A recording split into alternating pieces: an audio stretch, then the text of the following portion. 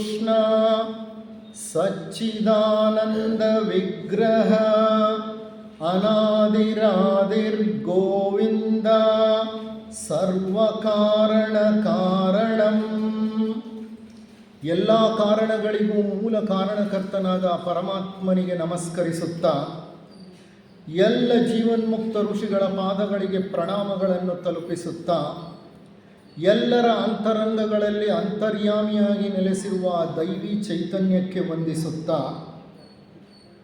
ಸೋದರ ಸೋದರಿಯರೇ, ಆತ್ಮೀಯರೇ, ಇಂದಿನ ಒಂದು ಉಪನ್ಯಾಸಕ್ಕೆ ನನಗೆ ಅವಕಾಶವನ್ನು ಒದಗಿಸಿಕೊಟ್ಟು ಆಹ್ವಾನವನ್ನು ನೀಡಿದಂತಹ ಬೆಂಗಳೂರು ಸಿಟಿ ಥಿಯೋಸಾಫಿಕಲ್ ಲಾಡ್ಜ್ನ ಎಲ್ಲ ಪದಾಧಿಕಾರಿಗಳಿಗೂ ಮತ್ತು ನೆರೆದ ಶ್ರೋತೃವರ್ಗಕ್ಕೂ ನನ್ನ ನಮನಗಳು ಮತ್ತು ಕೃತಜ್ಞತೆಗಳನ್ನು ಅರ್ಪಿಸುತ್ತಾ ಈ ಕಾರ್ಯಕ್ರಮವನ್ನು, ಈ ಉಪನ್ಯಾಸವನ್ನು ಪ್ರಾರಂಭ ಮಾಡಲಿಕ್ಕೆ ಇಚ್ಛೆ ಪಡ್ತೇನೆ. ಇದು ಒಂದು ಸರಣಿ ಉಪನ್ಯಾಸ. ಸೃಷ್ಟಿಗೆ ಸಂಬಂಧಪಟ್ಟ ಹಾಗೆ ಹಲವಾರು ಉಪನ್ಯಾಸಗಳನ್ನು ನಾನು ನಿಮಗೆ ಈಗಾಗಲೇ ನೀಡಿದ್ದೇನೆ. ಹಲವು ಬಹುಮುಖ್ಯ ವಿಷಯಗಳನ್ನು ತಿಳಿದುಕೊಳ್ಳುವ ಪ್ರಯತ್ನವನ್ನು ಮಾಡಿದ್ದೇವೆ. ಈಗ ಅದೇ ಸರಣಿ ಉಪನ್ಯಾಸದ ಮುಂದುವರಿದ ಭಾಗ. ನಾನು ವೈಜ್ಞಾನಿಕ ದೃಷ್ಟಿಕೋನದ ಪ್ರಕಾರ ಸೃಷ್ಟಿಯನ್ನು ಹೇಗೆ ವಿವರಿಸಲಾಗಿದೆ ಅನ್ನೋದನ್ನು ನಾನು ಹಿಂದೆ ನಿಮ್ಮೊಡನೆ ಹಂಚಿಕೊಂಡಿದ್ದೇನೆ. ಇದಕ್ಕೆ ಸಂಬಂಧಪಟ್ಟ ಹಾಗೆ ನಮ್ಮ ಪುರಾಣಗಳು ಏನು ಹೇಳುತ್ತವೆ, ನಾಸದೀಯ ಸೂಕ್ತ ಅಥವಾ ವೇದಗಳಲ್ಲಿ ಯಾವ ವಿಷಯವನ್ನು ತಿಳಿಸಿದ್ದಾರೆ, ಮತ್ತು ವಿವಿಧ ಮತಗಳಲ್ಲಿ, ವಿವಿಧ ಧರ್ಮಗಳಲ್ಲಿ ಸೃಷ್ಟಿಯ ಆದಿಯಲ್ಲೇನಿತ್ತೋ ಆ ಆದಿಯಲ್ಲಿದ್ದಂತಹ ವಸ್ತುವನ್ನು ವರ್ಣಿಸಲಿಕ್ಕೆ ಪ್ರಯತ್ನಪಟ್ಟು ಎಂತಹ ಒಂದು ಸಮಸ್ಯೆ ಆ ಸೃಷ್ಟಿಯ ಆದಿಯನ್ನು ವಿವರಿಸುವಾಗ ಪ್ರತಿಯೊಬ್ಬರಿಗೂ ಎದುರಾಯಿತು ಅನ್ನೋದನ್ನು ವಿವರಿಸಿ ಹೇಳಿದ್ದೆ. ಸೃಷ್ಟಿ ಪರಮ ರಹಸ್ಯ. ಅದನ್ನು ಅರ್ಥ ಮಾಡಿಕೊಳ್ಳೋದು ಅಷ್ಟು ಸುಲಭವಲ್ಲ. ಆ ಒಂದು ವಿಚಾರ ಅಷ್ಟು ಸರಳವೂ ಅಲ್ಲ. ಹಾಗಾಗಿ ಸೃಷ್ಟಿಯನ್ನು ಅರಿಯುವ ಪ್ರಯತ್ನವನ್ನು ಮಾಡ್ತಿರುವಂತಹ ನಾವು ಹಲವಾರು ಆಯಾಮಗಳ ಮುಖಾಂತರ ಸೃಷ್ಟಿಯನ್ನು ತಿಳಿದುಕೊಳ್ಳೋ ಪ್ರಯತ್ನವನ್ನು ಮಾಡ್ತಿದ್ದೀವಿ. ಅಲ್ಲದೆ ಹಲವಾರು ಉಪನ್ಯಾಸಗಳನ್ನು ಇದಕ್ಕೆ ಸಂಬಂಧಪಟ್ಟ ಹಾಗೆ ನಾವಿಲ್ಲಿ ಆಯೋಜನೆಯನ್ನು ಮಾಡಿದ್ದೇವೆ. ಇದು ಎಷ್ಟನೇ ಉಪನ್ಯಾಸ ಅನ್ನೋದು ನನಗೂ ನೆನಪಿಲ್ಲ. ಇರಲಿ, ನಡೀತಾ ಇದೆ. ಎಲ್ಲಿವರೆಗೂ ನಡಿಬೇಕೋ ಅಲ್ಲಿವರೆಗೂ ನಡೀಲಿ, ಅದು ಭಗವಂತನ ಸಂಕಲ್ಪ. ಸೀಕ್ರೆಟ್ ಡಾಕ್ಟ್ರಿನ್, ಗುಪ್ತ ಸಿದ್ಧಾಂತ ಅನ್ನೋದು ಮ್ಯಾಡಮ್ ಬ್ಲಾವೆಟ್ಸ್ಕಿ ಅವರು ಬರೆದಂತಹ ಒಂದು ಮಹಾನ್ ಗ್ರಂಥ, ಬಹಳ ದೊಡ್ಡ ಗ್ರಂಥ, ಉದ್ಗ್ರಂಥ ಅಂತ ಹೇಳ್ಬೋದು. ಆ ಸೀಕ್ರೆಟ್ ಡಾಕ್ಟ್ರಿನನ್ನು it is a synthesis of religion, science and philosophy ಅಂತ ಹೇಳ್ತೇವೆ. ಅದು ವಿಜ್ಞಾನ, ತತ್ವಶಾಸ್ತ್ರ ಮತ್ತು ಮತಗಳ ಒಂದು ಸಂಯೋಗ ಅಥವಾ ಸಂಯೋಜನೆ ಅಂತ ಹೇಳ್ತೇವೆ. ಅಲ್ಲಿ ವಿಜ್ಞಾನವೂ ಇದೆ, ತತ್ವಶಾಸ್ತ್ರವೂ ಇದೆ, ಮತ್ತು ನಮ್ಮ ಧಾರ್ಮಿಕ ವಿಷಯಗಳು ಸಹ ಇವೆ. ಆ ಮೂರನ್ನು ಅವರು ಕ್ರೋಢೀಕರಿಸಿದ್ದಾರೆ, ಸಂಯೋಜಿಸಿದ್ದಾರೆ. ಸೀಕ್ರೆಟ್ ಡಾಕ್ಟ್ರಿನ್ ಗ್ರಂಥ ಪೂರ್ತಿಯಾಗಿ ಸೃಷ್ಟಿಯನ್ನೇ ವಿವರಿಸುತ್ತೆ. ಅದರಲ್ಲಿ ಎರಡು ದೊಡ್ಡ ಭಾಗಗಳಿದೆ. ಒಂದು ಕಾಸ್ಮೋಜೆನೆಸಿಸ್, ಮತ್ತೊಂದು ಆಂಥ್ರೋಪೋಜೆನೆಸಿಸ್. ಕಾಸ್ಮೋಜೆನೆಸಿಸ್ ಅಂದರೆ ವಿಶ್ವ ಸೃಷ್ಟಿ, ಆಂಥ್ರೋಪೋಜೆನೆಸಿಸ್ ಅಂದರೆ ಮಾನವ ಸೃಷ್ಟಿ. ಮಾನವನ ಸೃಷ್ಟಿ ಮೊದಲಾಯ್ತಾ, ವಿಶ್ವದ ಸೃಷ್ಟಿ ಮೊದಲಾಯ್ತಾ? ವಿಶ್ವ ಸೃಷ್ಟಿ ಮೊದಲ, ಮಾನವ ಸೃಷ್ಟಿ ಮೊದಲ? ವಿಶ್ವನೇ ಸೃಷ್ಟಿಯಾಗದೆ ಮಾನವ ಎಲ್ಲಿಂದ ಸೃಷ್ಟಿಯಾಗಲಿಕ್ಕೆ ಸಾಧ್ಯ? ಹೌದಾ ಅಲ್ವಾ? ಈ ವಿಶ್ವ ಅನ್ನುವಂತಹ ಒಂದು ಹಿನ್ನೆಲೆಯನ್ನು ಸೃಷ್ಟಿ ಮಾಡಿದ ಮೇಲೆ ಮನುಷ್ಯ ಅನ್ನುವಂಥ ಮುನ್ನೆಲೆಯನ್ನು ನಾವೇನು ಮಾಡ್ಬೋದು? ಸೃಷ್ಟಿ ಮಾಡಬಹುದು ಭಗವಂತ. ಹೇಗೆ ಅಂದರೆ, ಈಗ ಸಿನಿಮಾನಲ್ಲಿ ಥಿಯೇಟರ್ಗೆ ಹೋಗಿ ಸಿನಿಮಾ ನೋಡಬೇಕಂದ್ರೆ ಅಲ್ಲಿ ಒಂದು ಪರದೆ ಇರಬೇಕು, ಪರದೆ ಹಿನ್ನೆಲೆ. ಪರದೇನೇ ಇಲ್ಲ ಅಂದರೆ ಎಲ್ಲಿ ಬಿಡ್ತಾರೆ ಅವರು ಸಿನಿಮಾನ? ಬಿಡ್ಲಿಕ್ಕೆ ಸಾಧ್ಯ ಇದೆಯಾ? ಇಲ್ಲ. ಹಾಗೆ ವಿಶ್ವ ಸೃಷ್ಟಿ ಹಿನ್ನೆಲೆಯಾದರೆ ಮಾನವ ಸೃಷ್ಟಿ ಮುನ್ನೆಲೆ. ಮೊದಲು ವಿಶ್ವವನ್ನು ಸೃಷ್ಟಿಸಲಾಯಿತು, ಕಾಸ್ಮೋಜೆನೆಸಿಸ್. ನಂತರ ಮಾನವನ ಸೃಷ್ಟಿಯಾಯಿತು, ಅದನ್ನು ಆಂಥ್ರೋಪೋಜೆನೆಸಿಸ್ ಅಂತ ಕರೆದರು. ಈ ಸೃಷ್ಟಿಗೆ ಸಂಬಂಧಪಟ್ಟ ಹಾಗೆ ಆಳ ರಹಸ್ಯಗಳನ್ನು ಸೀಕ್ರೆಟ್ ಡಾಕ್ಟ್ರಿನ್ನಲ್ಲಿ ಇಡಲಾಗಿದೆ. ಈ ಸೀಕ್ರೆಟ್ ಡಾಕ್ಟ್ರಿನ್ ಅನ್ನೋ ಗ್ರಂಥ ಮ್ಯಾಡಮ್ ಬ್ಲಾವೆಟ್ಸ್ಕಿ ಅವರಿಗೆ ತಾವು ತಮ್ಮ ಗುರುಗಳ ಆಶ್ರಮಕ್ಕೆ ಹೋದಾಗ ಸಿಕ್ತು. ಅಂದರೆ ಈ ಪುಸ್ತಕ ಸಿಕ್ಕಲಿಲ್ಲ. ಈ ಪುಸ್ತಕವನ್ನು ಬರೆದವರು ಮ್ಯಾಡಮ್ ಬ್ಲಾವೆಟ್ಸ್ಕಿ ಅವರು.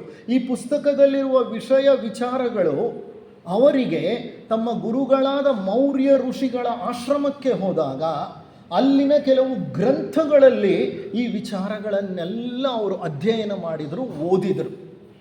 ಅಂತಹ ಒಂದು ಗ್ರಂಥ the book of Jan. Jan ಅಂತ ಅಂದರೆ ಧ್ಯಾನ ಅಂತ ಅರ್ಥ.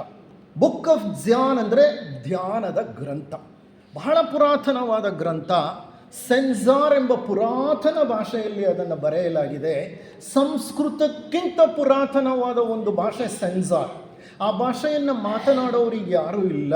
ಅದನ್ನು ಓದಿ ಅರ್ಥ ಮಾಡ್ಕೊಳ್ಳುವಂಥ ವ್ಯಕ್ತಿಗಳು ಬಹಳ ಬಹಳ ಬಹಳ ವಿರಳ ಅಂತ ಅನಿಸುತ್ತೆ. ಯಾಕೆಂದರೆ ಸಂಸ್ಕೃತಕ್ಕಿಂತ ಪುರಾತನವಾದ ಭಾಷೆ. ಅಂಥ ಭಾಷೆಯಲ್ಲಿ ಬರೆದಂತಹ ಬುಕ್ ಆಫ್ ಜ್ಯಾನ್ ಒಂದು ಆಕರ ಗ್ರಂಥ, ಸೀಕ್ರೆಟ್ ಡಾಕ್ಟ್ರಿನ್ ಗ್ರಂಥ ಬರೀಲಿಕ್ಕೆ. ಅಂದರೆ ಬುಕ್ ಆಫ್ ಜ್ಯಾನ್ ಒಂದು ಆಧಾರವಾದರೆ ಆ ಗ್ರಂಥದಲ್ಲಿ ಅವರು ಓದಿ ತಿಳಿದುಕೊಂಡ, ಅಧ್ಯಯನ ಮಾಡಿ ಅರಗಿಸಿಕೊಂಡಂತಹ ವಿಚಾರಗಳನ್ನು ಸೀಕ್ರೆಟ್ ಡಾಕ್ಟ್ರಿನ್ನಲ್ಲಿ ಅವರು ಬರೆದಿದ್ದಾರೆ. ಅದೆಲ್ಲ ಸೃಷ್ಟಿಗೆ ಸಂಬಂಧಪಟ್ಟ ವಿವರಗಳು. ಎರಡನೆಯದು, ಅವರಿಗೆ ಆಕಾಶಿಕ್ ರೆಕಾರ್ಡ್ಸ್ ಕಾಣಿಸ್ತಿತ್ತು. ಆಕಾಶಿಕ್ ರೆಕಾರ್ಡ್ಸ್ ಅಂದರೆ ಆಕಾಶಿಕ್ ದಾಖಲೆಗಳು. ಜಗತ್ತಿನಲ್ಲಿ ಏನೇನು ನಡೆಯುತ್ತೋ ಪ್ರತಿಯೊಂದೂ ಅಲ್ಲಿ ದಾಖಲಾಗಿರುತ್ತೆ. ದಾಖಲಾಗೋದು ಅಂದರೆ ರೆಕಾರ್ಡ್ ಆಗುತ್ತೆ. There is an invisible, probably ultra microscopic field. ಅತಿ ಸೂಕ್ಷ್ಮವಾದ ಒಂದು ಕ್ಷೇತ್ರವಿದೆ ಈ ವಿಶ್ವದಲ್ಲಿ. ಆ ಕ್ಷೇತ್ರದಲ್ಲಿ ಜಗತ್ತಿನಲ್ಲಿ ನಡೆಯುವ ಪ್ರತಿಯೊಂದು ವಿದ್ಯಮಾನವೂ ದಾಖಲಾಗತ್ತೆ, ರೆಕಾರ್ಡ್ ಆಗುತ್ತೆ. ನಥಿಂಗ್ ಗೋಸ್ ಅನ್ನೋಟೀಸ್ಡ್ ಅಂತ ಹೇಳ್ತೇವೆ. ಈಗ ಇಲ್ಲಿ ಕುಳಿತುಕೊಂಡು ನೀವು ಒಂದು ಆಲೋಚನೆ ಮಾಡಿದ್ರಿ, ಆ ಆಲೋಚನೆ ಅಲ್ಲಿ ರೆಕಾರ್ಡ್ ಆಗಿರುತ್ತೆ. ನೀವೆಲ್ಲೋ ಸತ್ಸಂಗವನ್ನು ಕೇಳಲಿಕ್ಕೆ ರಮಣ ಮಹರ್ಷಿಗಳ ಆಶ್ರಮಕ್ಕೆ ಹೋದ್ರಿ, ಅದಲ್ಲಿ ರೆಕಾರ್ಡ್ ಆಗಿರುತ್ತೆ. ಈ ಜಗತ್ತಿನಲ್ಲಿ ಯಾವುದೋ ಒಂದು ಸಣ್ಣ ಯುದ್ಧ ನಡೀತು, ಅಲ್ಲಿ ರೆಕಾರ್ಡ್ ಆಗಿರುತ್ತೆ. ಒಬ್ಬ ವ್ಯಕ್ತಿ ಯಾರನ್ನೋ ಹೀಗಳೆದ ಅಥವಾ ಬೈಕೊಂಡ, ಅದು ಅಲ್ಲಿ ರೆಕಾರ್ಡ್ ಆಗಿರುತ್ತೆ. ಅದಕ್ಕೆ ಹೇಳೋದು, you have to be extremely careful. Everything gets recorded there. Akashic ರೆಕಾರ್ಡ್ಸಲ್ಲಿ ಈ ಜಗತ್ತಿನಲ್ಲಿ ನಡೆಯುವ ಪ್ರತಿಯೊಂದು ವಿದ್ಯಮಾನವೂ ರೆಕಾರ್ಡ್ ಆಗುತ್ತೆ. ಇಂಥ ದಿವಸ, ಇಂಥ ಸಮಯ, ಇಂಥ ದಿನ ಇಲ್ಲೊಂದು ಸತ್ಸಂಗ ನಡೀತಿದೆಯಲ್ಲ, ಅದು ಸಹ ಅಲ್ಲಿ ರೆಕಾರ್ಡ್ ಆಗಿರುತ್ತೆ. ಆಕಾಶಿಕ್ ರೆಕಾರ್ಡ್ಸ್ ಹೇಗೆ ಅಂದರೆ, ಅದೆಷ್ಟು ಟೆರಾಬೈಟ್ಸ್ ಮೆಮೊರಿ ಇದೆಯೋ ಅದಕ್ಕೆ ಗೊತ್ತಿಲ್ಲ. ನಿಮ್ಮ ಯಾವ ಕಂಪ್ಯೂಟರ್ಗಳು ಅದಕ್ಕೆ ಸಮಾನವಲ್ಲ. ಅದೊಂದು mega mega mega mega mega computer. ಅದೆಂಥ ಕಂಪ್ಯೂಟರ್ ಅಂದರೆ ನೀವು ಅದಕ್ಕೇನು ಫೀಡ್ ಮಾಡಬೇಕಾಗಿಲ್ಲ. ನೀವೇನು ಮಾಡ್ತಿದ್ದೀರೋ ಅದು ಆಟೋಮ್ಯಾಟಿಕ್ಕಾಗಿ ಆಂಟೆನಾ ಮೂಲಕ ಅದಕ್ಕೆ ಅದು ರೆಕಾರ್ಡ್ ಆಗ್ತಾ ಇರ್ತದೆ. ಅದು ಅಂಥ ಬೃಹತ್ತಾದ ಒಂದು ಕಂಪ್ಯೂಟರ್ ಅದು. ಅಂಥ ಆಕಾಶಿಕ್ ರೆಕಾರ್ಡ್ಸಲ್ಲಿ ಸೃಷ್ಟಿ ಹೇಗಾಯಿತು ಅಂತ ರೆಕಾರ್ಡ್ ಆಗೋಗಿದೆ. ಈ ಜಗತ್ತಿನಲ್ಲಿ ನಡೆಯುವಂಥ ಪ್ರತಿಯೊಂದು ರೆಕಾರ್ಡ್ ಆಗುತ್ತೆ. ಅಂದರೆ ನಾನಿಲ್ಲಿ ಕುಳಿತುಕೊಂಡಿದ್ದು ರೆಕಾರ್ಡ್ ಆಗುತ್ತೆ, ನಾನಿಲ್ಲಿ ಮಾತಾಡಿದ್ದು ರೆಕಾರ್ಡ್ ಆಗುತ್ತೆ, ನೀವು ಅಲ್ಲಿ ಕುಳಿತುಕೊಂಡು ಕೇಳಿಸ್ಕೊಂಡಿರೋದು ಅಲ್ಲಿ ರೆಕಾರ್ಡ್ ಆಗುತ್ತೆ ಅನ್ನೋದಾದರೆ, ಸೃಷ್ಟಿ ಹೇಗೆ ನಡೀತು ಅನ್ನೋದನ್ನು ಹಂತ ಹಂತವಾಗಿ ಆಕಾಶಿಕ್ ರೆಕಾರ್ಡ್ಸಲ್ಲಿ ರೆಕಾರ್ಡ್ ಮಾಡ್ಕೊಂಡಿರೋದಿಲ್ವೋ, ಅದು ಖಂಡಿತ ರೆಕಾರ್ಡ್ ಆಗಿರುತ್ತೆ. Because nothing goes waste in this universe, nothing goes unnoticed in this universe. ನೀವು ಯಾರಿಗೂ ಕಾಣಿಸದೆ ಹಾಗೆ ಏನು ಬೇಕಾದರೂ ಮಾಡ್ಕೋಬೋದು. ಯಾರಿಗೂ ಕಾಣಿಸ್ಲಿಲ್ಲಪ್ಪ, ನಾನೇನೋ ಯೋಚನೆ ಮಾಡಿದೆ, ನಾನೇನೋ ಭಾವನೆ, ನಾನು ಯಾರನ್ನೋ ಬೈಕೊಂಡೆ, ನಾನು ಯಾರನ್ನೋ ತೆಗಳಿದೆ, ಯಾರಿಗೂ ಕಾಣಿಸ್ಲಿಲ್ಲ ಅಂತ ತಿಳ್ಕೊಬೇಡಿ. ಆಕಾಶಿಕ್ ರೆಕಾರ್ಡ್ಸ್ಗೆ ರೆಕಾರ್ಡ್ ಆಗ್ತಲೇ ಇರುತ್ತೆ ಅಂತ. ಹಾಗಾಗಿ ನಾವು ಬಹಳ ಮುನ್ನೆಚ್ಚರಿಕೆಯಿಂದ ಇರಬೇಕು.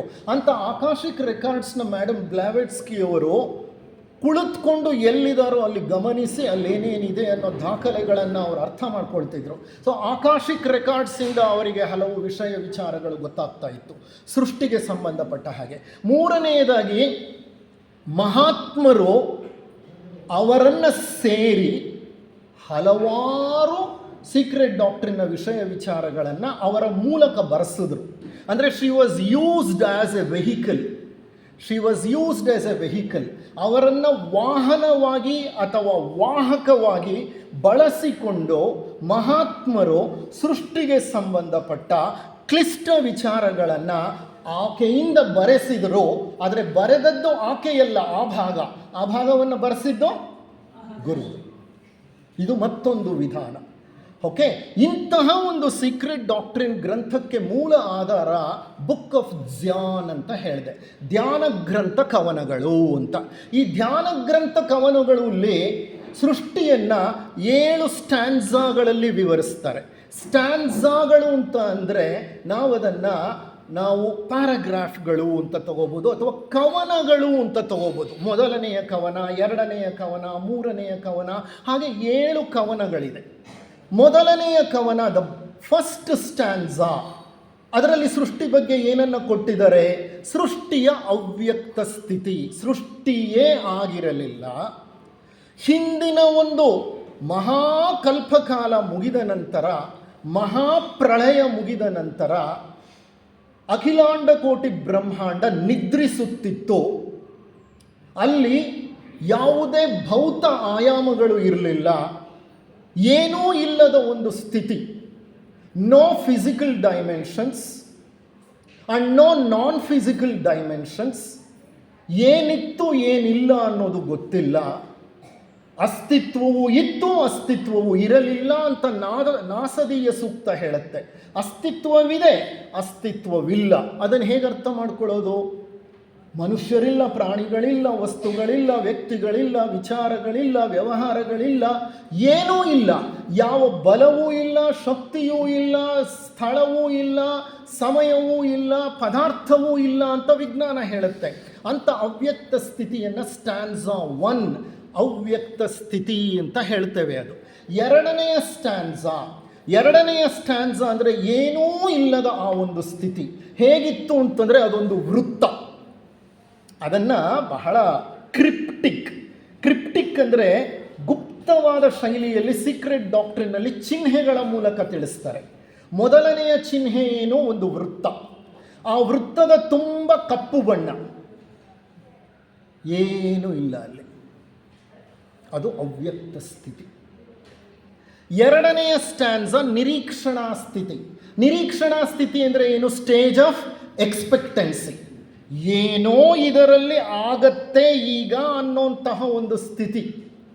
ಇನ್ನೇನು ಇದರಲ್ಲಿ ಬದಲಾವಣೆ ಪ್ರಾರಂಭ ಆಗಬಹುದು. ಒಂದು ಕೋಳಿ ಮೊಟ್ಟೆಯನ್ನು ಇಟ್ಟರೆ ಆ ಮೊಟ್ಟೆ ಇರೋ ಜಾಗದಲ್ಲೇ ಇರುತ್ತೆ. ನೀವು 10 ದಿವಸ ನೋಡಿ, 12 ದಿವಸ ನೋಡಿ, 15 ದಿವಸ ನೋಡಿ, ಅದೆಷ್ಟು 20 ದಿವಸ, 21ನೇ ದಿವಸ ಇದ್ದಕ್ಕಿದ್ದಾಗ ಅದರಲ್ಲಿ ಏನೋ ಸ್ವಲ್ಪ ಚಲನೆ ಬದಲಾವಣೆ. ಅದು ನಿರೀಕ್ಷಣಾ ಸ್ಥಿತಿ. ಏನೋ ಆಗ್ತಿದೆ ಇದರಲ್ಲಿ, ಈಗ ಇದಾಗುತ್ತೆ, ಏನೋ ಆಗುತ್ತೆ ಇದಕ್ಕೆ ಅಂತ ಅನಿಸುತ್ತೆ. ಅಂಥ ಸ್ಥಿತಿಯನ್ನು ನಿರೀಕ್ಷಣಾ ಸ್ಥಿತಿ ಅಥವಾ ಸ್ಟೇಜ್ ಆಫ್ ಎಕ್ಸ್ಪೆಕ್ಟೆನ್ಸಿ ಅಂತ ಹೇಳ್ತಾರೆ. ಅದು ಎರಡನೆಯ ಸ್ಟ್ಯಾನ್ಸಾ. ಈ ಎರಡನ್ನೂ ಮಾಡಿದ್ದೇನೆ ನಾನು. ಮೂರನೆಯ ಸ್ಟ್ಯಾನ್ಸಾ ಪದಾರ್ಥ ಪ್ರಪಂಚದ ಸೃಷ್ಟಿಯ ಮೊದಲನೆಯ ಹಂತ. The first stage of creation of the material world. Material ವರ್ಲ್ಡ್ನ ಸೃಷ್ಟಿಯ ಮೊದಲನೆಯ ಹಂತ ಪದಾರ್ಥ ಸೃಷ್ಟಿಯಾಯಿತು ಅಲ್ಲಿ. ಆ ಸೃಷ್ಟಿಯ ಫಸ್ಟ್ ಸ್ಟೇಜ್ ಅದು ಥರ್ಡ್ ಸ್ಟ್ಯಾನ್ಸಾ. ಆ ಥರ್ಡ್ ಸ್ಟ್ಯಾನ್ಸಾನ ನಾವು ಮೂರನೆಯ ಕವನ ಅಂತ ಕರಿತೀವಿ. ಈ ಮೂರನೆಯ ಸ್ಟ್ಯಾನ್ಸಾನ್ನು ನಾನು ಕಂಪ್ಲೀಟ್ಲಿ ಕವರ್ ಮಾಡಿದ್ದೆ. ಈಗ ನಾಲ್ಕನೆಯ ಸ್ಟ್ಯಾನ್ಸಾಗೆ ಹೋಗ್ಬೇಕು ನಾವು. ಏನಾಯಿತು ನಾಲ್ಕನೆಯ ಸ್ಟ್ಯಾನ್ಸಾನಲ್ಲಿ? ನಾಲ್ಕನೆಯ ಸ್ಟ್ಯಾನ್ಸಾ ಅಧ್ಯಾತ್ಮ ಜೀವರುಗಳ ಸೃಷ್ಟಿ, ಕ್ರಿಯೇಷನ್ ಆಫ್ ಸ್ಪಿರಿಚುಯಲ್ ಬೀಯಿಂಗ್ಸ್. ಅಧ್ಯಾತ್ಮ ಶಕ್ತಿಗಳು ಸೃಷ್ಟಿಸಲ್ಪಟ್ಟವು. ಅಧ್ಯಾತ್ಮ ಜೀವಿಗಳು. ಯಾರು ಅಧ್ಯಾತ್ಮ ಜೀವಿಗಳು? ನಮ್ಮ ಹಾಗೆ ಭೌತ ಶರೀರವನ್ನು ಹೊಂದಿಲ್ಲ. ಆ ಜೀವರುಗಳು ಸಂಸರಣೆಯ ಉನ್ನತ ಮಟ್ಟದಲ್ಲಿದ್ದಾರೆ. ಅವರು ಅತಿ ಭೌತಿಕ ಜೀವರುಗಳು. ದಯವಿಟ್ಟು ಸರ್ ನೀವು ಕುಳಿತುಕೊಳ್ಳಿ. ಒಬ್ಬರಿಂದ ಎಲ್ಲರೂ ಡಿಸ್ಟರ್ಬ್ ಆಗೋದು ಬೇಡ. ಸರ್ ಪ್ಲೀಸ್ ನಾನು ಹೇಳ್ತಿರೋದು ಕೇಳಿ. ನೀವಲ್ಲೇ ಕುಳಿತುಕೊಳ್ಳಿ. It is not correct on your part. Please, ನೀವು ಹಿರಿಯರು ಅರ್ಥ ಮಾಡ್ಕೋಬೇಕು. ಒಳ್ಳೆ ಒಬ್ಬ ಉಪನ್ಯಾಸ ಮಾಡ್ತಿದ್ದಾನೆ ಅಂದರೆ you stealthily walk and keep doing whatever you want ಅಂದರೆ ಇಟ್ ಈಸ್ ನಾಟ್ ರೈಟ್. ಯಾವುದೋ ಒಂದು ವೈಬಲ್ ಇರ್ತೀವಿ ನಾವು. ಪ್ಲೀಸ್. ಅಧ್ಯಾತ್ಮ ಜೀವರುಗಳು ಅಂದರೆ ಬಹಳ ಉನ್ನತವಾದ ಶಕ್ತಿಗಳು, ಕಣ್ಣಿಗೆ ಕಾಣಿಸೋ ಜೀವರುಗಳಲ್ಲ, ಸೂಕ್ಷ್ಮ ಜೀವರುಗಳು. ಉನ್ನತ ಬಲವನ್ನು, ಉನ್ನತ ಪ್ರಜ್ಞೆಯನ್ನು ಹೊಂದಿರ್ತಾರೆ, ಸಂಸರಣೆಯಲ್ಲಿ ಬಹಳ ಮುಂದುವರೆದಿರ್ತಾರೆ, ಅತಿಮಾನವ ಸ್ಥಿತಿಯಲ್ಲಿ ಇರೋರು. ಕರೆಕ್ಟಾಗಿ ಹೇಳಬೇಕು ಅಂದರೆ 6, 7, 8ನೆಯ ದೀಕ್ಷೆ ಇದೆಯಲ್ಲ, 8, 9ನೆಯ ದೀಕ್ಷೆಯ ತನಕ ಆ ದೀಕ್ಷೆಯಲ್ಲಿರುವಂತಹ ಮಹಾನ್ ಪ್ರಜ್ಞೆಗಳು, ಆ ಪ್ರಜ್ಞೆಗಳ ಸೃಷ್ಟಿ ಏನಾಯಿತು ಅದನ್ನು ಸ್ಟ್ಯಾನ್ಸಾ 4 4ನೆಯ ಕವನದಲ್ಲಿ ವಿವರಿಸ್ತಾರೆ.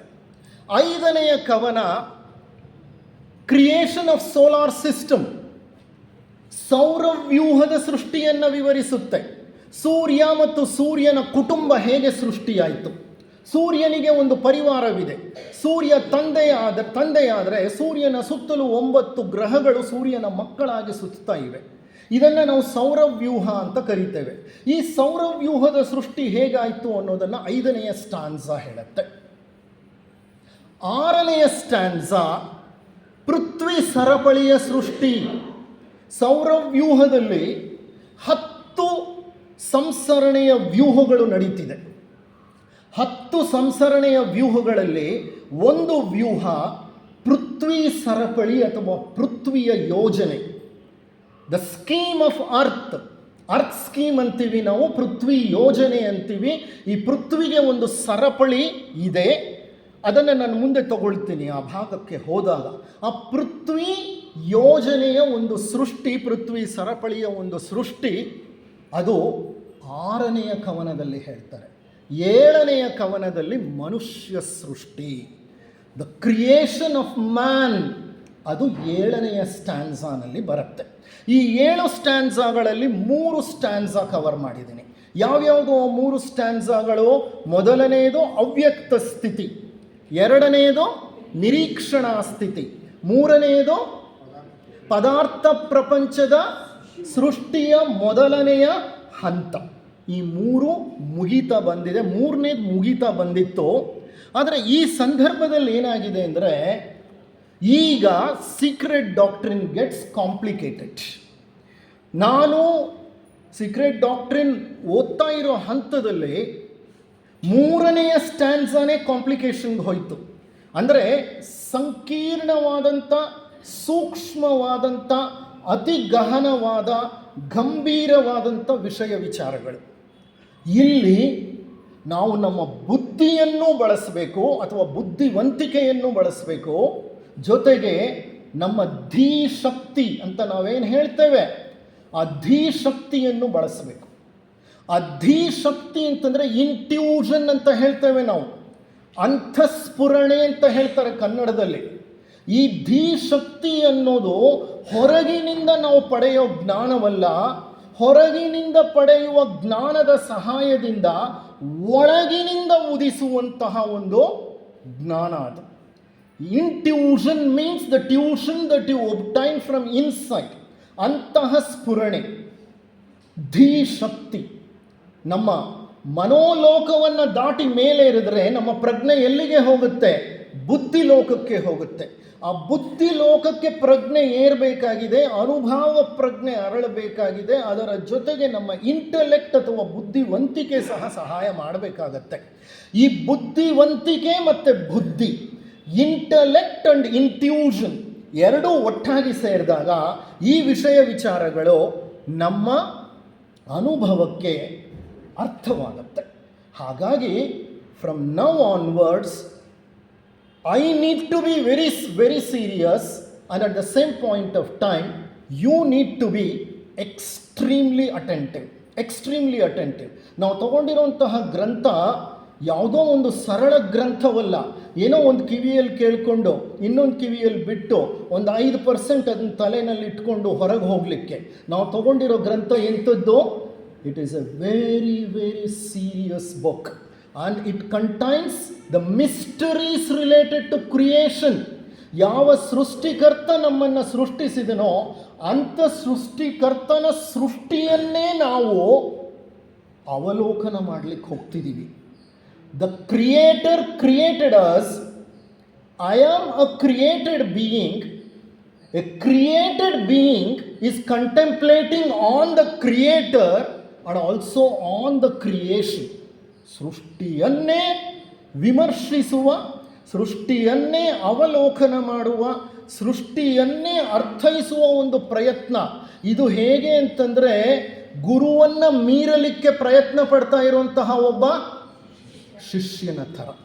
ಅದು ಮೀರಲಿಕ್ಕೆ ಸಾಧ್ಯ ಇಲ್ಲ, ಅದು ಬೇರೆ ವಿಷಯ. ಆದರೆ ಅಂಥ ಒಂದು ಪ್ರಯತ್ನವನ್ನು ನಾವು ಮಾಡ್ತಿರೋದ್ರಿಂದ we have to be extremely careful, extremely cautious, extremely attentive. Okay, ಇಷ್ಟು ಹೇಳ್ತಾ ಈಗ ನಾನು ನಿಮ್ಮನ್ನು 2 ಮೂಲ ನಿಯಮಗಳ ಮೂಲಕ ಕರ್ಕೊಂಡು ಹೋಗ್ತೀನಿ. ಸೀಕ್ರೆಟ್ ಡಾಕ್ಟ್ರಿನ್ನಲ್ಲಿ 2 ಹಲವಾರು ನಿಯಮಗಳಿವೆ, ಹಲವಾರು ಸಿದ್ಧಾಂತಗಳಿವೆ, 2 ಬಹಳ ಮುಖ್ಯ ನಿಯಮಗಳಿವೆ. ಅದನ್ನು ಅರ್ಥ ಮಾಡಿಕೊಂಡ್ರೆ ಸ್ಟ್ಯಾನ್ಸಾ 4 becomes bit clearer to you. ಯಾವುದದು? ಅಗತ್ಯ ಏಕತ್ವದ ನಿಯಮ. ಎಷ್ಟು ಜನ ಕೇಳಿದ್ದೀರಿ ಇದರ ಬಗ್ಗೆ? ಅಗತ್ಯ ಏಕತ್ವದ ನಿಯಮ. This is called as the doctrine of essential oneness. The doctrine of essential oneness. ಏನು ಹಾಗಂದರೆ ಅರ್ಥ? ಏಕತ್ವ ಅನ್ನೋದು ಈ ಜಗತ್ತಿನ ಸೃಷ್ಟಿಗೆ ಮೂಲಭೂತ ಆಧಾರ. ಇದನ್ನು ನಾನು ಮೊದಲನೆಯ ಒಂದು ಸ್ಟ್ಯಾನ್ಸ ಮಾಡುವಾಗ ಹೇಳಿದ್ದೆ. ಆದಿಯಲ್ಲಿ ಏನೂ ಇರಲಿಲ್ಲ, ಒಂದೇ ಒಂದು ತತ್ವವಿತ್ತು, ಏಕತತ್ವ, ಸ್ಟೇಟ್ ಆಫ್ ಸಿಂಗ್ಯುಲಾರಿಟಿ. ಅದನ್ನು ವೇದಗಳು ತದೇಕಂ, ತದ್ ಏಕಂ, ತದೇಕಂ, ಒಂದೇ ಇದ್ದದ್ದು ಅಂತ ಹೇಳ್ತು.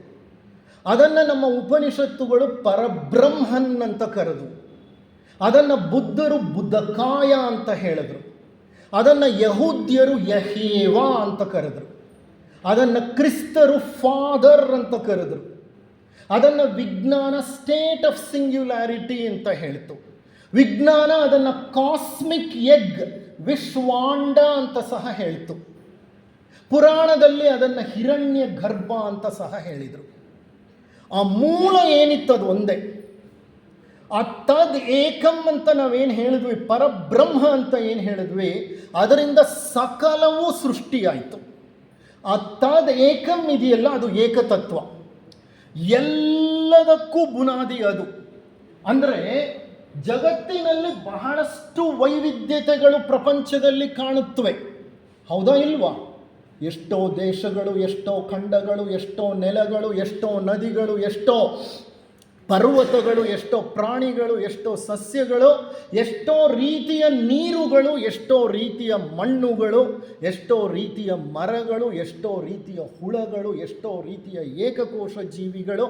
ಅದರಲ್ಲಿ ವೈವಿಧ್ಯತೆಗೆ ಕೊನೆ ಇಲ್ಲ. Spice is the order of life ಅಂತ ಹೇಳ್ತಾರೆ. ಅಂದರೆ ಇದು ಹೇಗಿದೆ ಅಂತಂದರೆ, the variety is the Spice of life ಅಂತ ಹೇಳ್ತಾರೆ. ವೈವಿಧ್ಯತೆ ಅನ್ನೋದು ಜೀವಕ್ಕೆ ಒಂದು ಬಹಳ ಮುಖ್ಯವಾದಂತಹ ಸ್ಪೆಷಲ್, ವಿಶೇಷವಾದಂಥ ಗುಣ. ಜೀವದಲ್ಲಿ, ಜೀವ ಪ್ರಪಂಚದಲ್ಲಿ, ನಿರ್ಜೀವ ಪ್ರಪಂಚದಲ್ಲಿ ಎಲ್ಲೆಲ್ಲಿ ನೋಡಿದರೂ ವೈವಿಧ್ಯತೆಗಳೇ ಕಾಣಿಸುತ್ತೆ. ಒಬ್ಬೊಬ್ರಿಗೆ ಒಂದೊಂದು ಬಣ್ಣ ಇದೆ, ಒಬ್ಬೊಬ್ಬರು ಒಂದೊಂದು ಎತ್ತರ, ಒಬ್ಬೊಬ್ಬರ ಕಣ್ಣುಗಳು ಒಂದೊಂದು ಥರ ಇದೆ, ಒಬ್ಬೊಬ್ಬರ ಕೂದಲುಗಳು ಒಂದೊಂದು ಥರ ಇದೆ, ಒಬ್ಬೊಬ್ಬರ ಚರ್ಮದ ಬಣ್ಣ ಒಂದೊಂದು ಥರ ಇದೆ, ಒಬ್ಬೊಬ್ಬರ ನಡವಳಿಕೆ ಒಂದೊಂದು ಥರ ಇದೆ, ಒಬ್ಬೊಬ್ಬರ ಮನೋಭಾವ ಒಂದೊಂದು ಥರ ಇದೆ. Everything is different. ನಾನು ನನ್ನ ತಮ್ಮನಿಗೆ ಬೇಕಾದರೆ ನಾನು 100ಕ್ಕಿಂತ ಹೆಚ್ಚು ಏನನ್ನು ತೋರಿಸ್ತೇನೆ, ಏನನ್ನು ತೋರಿಸಬಹುದು? ವೈವಿಧ್ಯತೆ, ಭಿನ್ನತೆ. ಒಂದೇ ತಾಯಿಯ ಮಕ್ಕಳು, ಅಕಸ್ಮಾತ್ ನನಗೇನಾದರೂ ಅವಳಿ ಸೋದರನಿದ್ದಿದ್ದರೆ ನನಗೂ ನನ್ನ ಅವಳಿ ಸೋದರನಿಗೂ 100 ವ್ಯತ್ಯಾಸಗಳನ್ನು ನಾನು ತೋರಿಸಬಲ್ಲೆ. ಅಂದರೆ everything which is created on this universe is unique. Unique ಅಂದರೆ ವಿಶಿಷ್ಟವಾದದ್ದು. ಮತ್ತೊಂದು ಅಂಥದ್ದು ಕಾಣಲಿಕ್ಕೆ ಇಲ್ಲಿ ಸಾಧ್ಯವೇ ಇಲ್ಲ. ಪ್ರತಿಯೊಂದರಲ್ಲೂ ವೈವಿಧ್ಯತೆ, ಭಿನ್ನತೆ, ನೋಡಿದರೆ ಪ್ರತ್ಯೇಕತೆ ಎಲ್ಲ ಕಾಣುತ್ತೆ. ಆದರೆ ಎಲ್ಲ ವೈವಿಧ್ಯತೆಗಳು ಬಾಹ್ಯದಲ್ಲಿದ್ದರೆ ಆ ಎಲ್ಲ ವೈವಿಧ್ಯತೆಗಳ ಹಿಂದೆ ಒಂದೇ ಏಕತತ್ವವು ಅಡಗಿ ಕುಳಿತುಕೊಂಡಿದೆ. ಅದು ಮೂಲಭೂತ ಆಧಾರವಾಗಿದೆ. ಆ ನಿಯಮವನ್ನೇ ಅಗತ್ಯ ಏಕತೆಯ ನಿಯಮ, the law of essential unity ಅಂತ ಕರೀತಾರೆ, ಅಥವಾ the law of essential oneness ಅಂತ ಕರೀತಾರೆ. ನಮ್ಮ ಥಿಯೋಸಾಫಿಕಲ್ ಸೊಸೈಟಿಯ ಮೊದಲನೆಯ ಆಬ್ಜೆಕ್ಟಿವ್ ಏನು? ಸಾರ್ವತ್ರಿಕ ಸೋದರತ್ವದ ಒಂದು ಅಂಕುರವನ್ನು ಏರ್ಪಡಿಸುವುದು. ಸೋದರರು ಅಂದರೆ ಬರೀ ಮನುಷ್ಯರೇ ಅಲ್ಲ, ನಮ್ಮ ಮೇಲಿರುವಂತಹ ಅಧ್ಯಾತ್ಮ ಜೀವರುಗಳು ನಮಗೆ ಹಿರಿಯ ಸೋದರರೇ. ನಮಗಿಂತ ಸಂಸರಣೆಯಲ್ಲಿ ಹಿಂದಿರುವಂಥ ಪ್ರಾಣಿಗಳು, ಪಶುಗಳು, ಸಸ್ಯಗಳು, ಮರಗಳು, ಖನಿಜಗಳು ಅವು ಸಹ ನಮಗೆ ಸೋದರರೇ. ಯಾಕೆ ಸೋದರರು? ಬಿಕಾಸ್ ನಾವೆಲ್ಲರೂ ಬಂದಿರೋದು ಒಂದೇ ತತ್ವದಿಂದ. ಎಲ್ಲರಲ್ಲೂ ಮಿಡಿಯುತ್ತಿರುವ ಪ್ರಜ್ಞೆ ಒಂದೇ ಪ್ರಜ್ಞೆ. ಅದಕ್ಕೆ ಏಕತತ್ವವನ್ನು ಪ್ರತಿಪಾದಿಸುತ್ತೆ ನಮ್ಮ ಥಿಯೋಸಾಫಿಕಲ್ ಸೊಸೈಟಿಯ ವಾಂಗ್ಮಯ. ಅದಕ್ಕೆ ಮೂಲ ಕಾರಣ ಗುಪ್ತ ಸಿದ್ಧಾಂತದ ಈ ನಿಯಮ. ಈ ಏಕತ್ವದ ನಿಯಮ ಜಗತ್ತಿನಲ್ಲಿ ಎಲ್ಲೆಲ್ಲೂ ಇರೋದಾದರೆ ನಮ್ಗೆ ಯಾಕದು ಗೋಚರವಾಗ್ತಾ ಇಲ್ಲ? ಯಾಕೆ ಗೋಚರವಾಗ್ತಿಲ್ಲ ಅಂದರೆ, ಏಕತ್ವವು ಕಣ್ಮರೆಯಾಗಿದೆ ಅಥವಾ ಕಣ್ಣಿಗೆ ಕಾಣಿಸ್ತಾ ಇಲ್ಲ. ಜಗತ್ತಿನಲ್ಲಿ ಹಲವಾರು ವೈವಿಧ್ಯತೆಗಳು, ವರ್ಗಗಳು, ಭಿನ್ನತೆಗಳು ಎದ್ದು ಕಾಣ್ತಾ ಇವೆ. ಆ ಭಿನ್ನತೆಗಳ ಹಿಂದೆ ಇರುವ ಏಕತತ್ವ ಕಣ್ಮರೆಯಾಗ್ಬಿಟ್ಟಿದೆ. ದೊಡ್ಡ ಆಲದ ಮರ ಎಲ್ಲಿಂದ ಹುಟ್ಟಿತು? ಒಂದು ಆ ಸಣ್ಣ ಬೀಜದಲ್ಲಿ ದೊಡ್ಡ ವೃಕ್ಷ ಅಡಗಿಕೊಂಡಿದೆ. ಆದರೆ ಕಾಣಿಸುತ್ತಾ? ಅದು ಕಾಣಿಸಲ್ಲ. ಕಾಣಿಸ್ತಿರೋದು ದೊಡ್ಡ ಆಲದ ಮರ. ಆ ಆಲದ ಮರದ ಒಂದು ವಾಟ್ ಯು ಕಾಲ್ ಐಡಿಯೇಷನ್ ಅಂತೀವಿ ನಾವು. ಕಾಸ್ಮಿಕ್ ಐಡಿಯೇಷನ್ ಅಂತ ಮುಂದೆ ಮಾತಾಡ್ತೀನಿ ಅದರ ಬಗ್ಗೆ.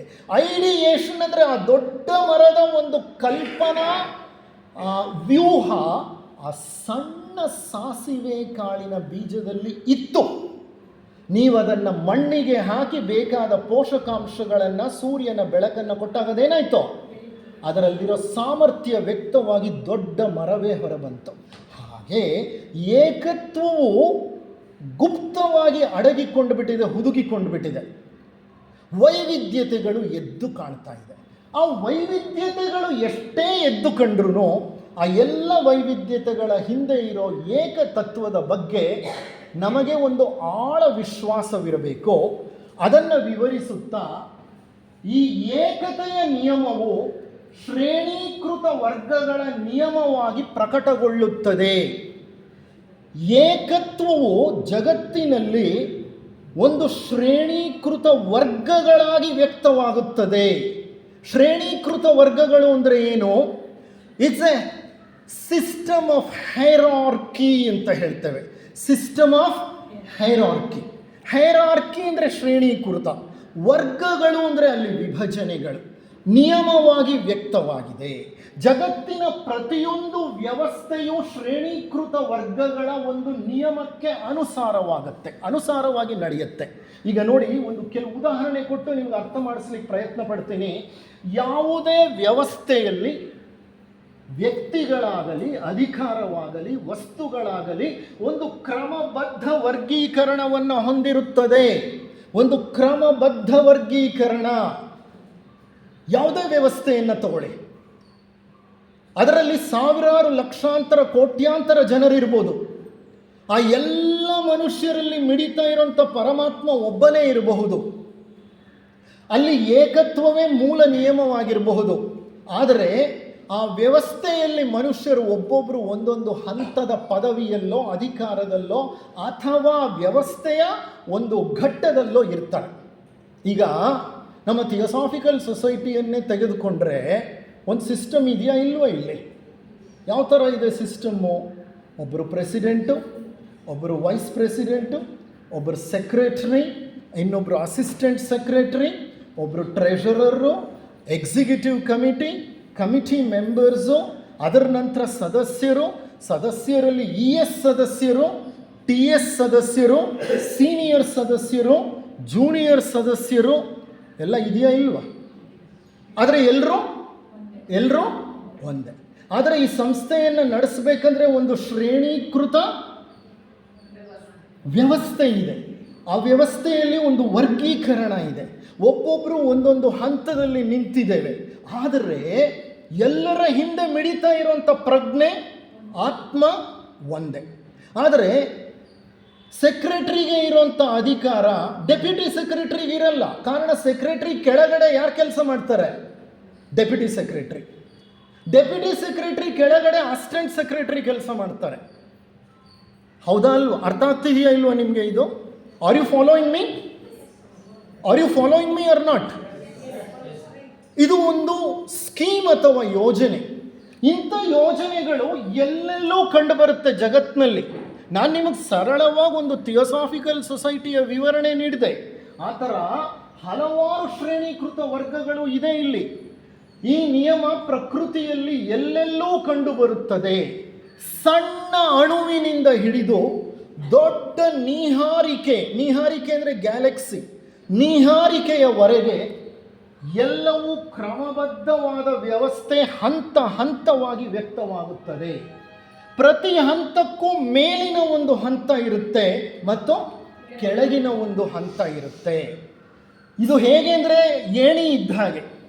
ಏಣಿಯಲ್ಲಿ ಹಲವಾರು ಮೆಟ್ಟಿಲುಗಳು ಅಥವಾ ರಂಗ್ಸ್ ಆಫ್ ದ ಲ್ಯಾಡರ್ ಅಂತ ಹೇಳ್ತೇವೆ ನಾವು. ರಂಗ್ಗಳಿರುತ್ತೆ.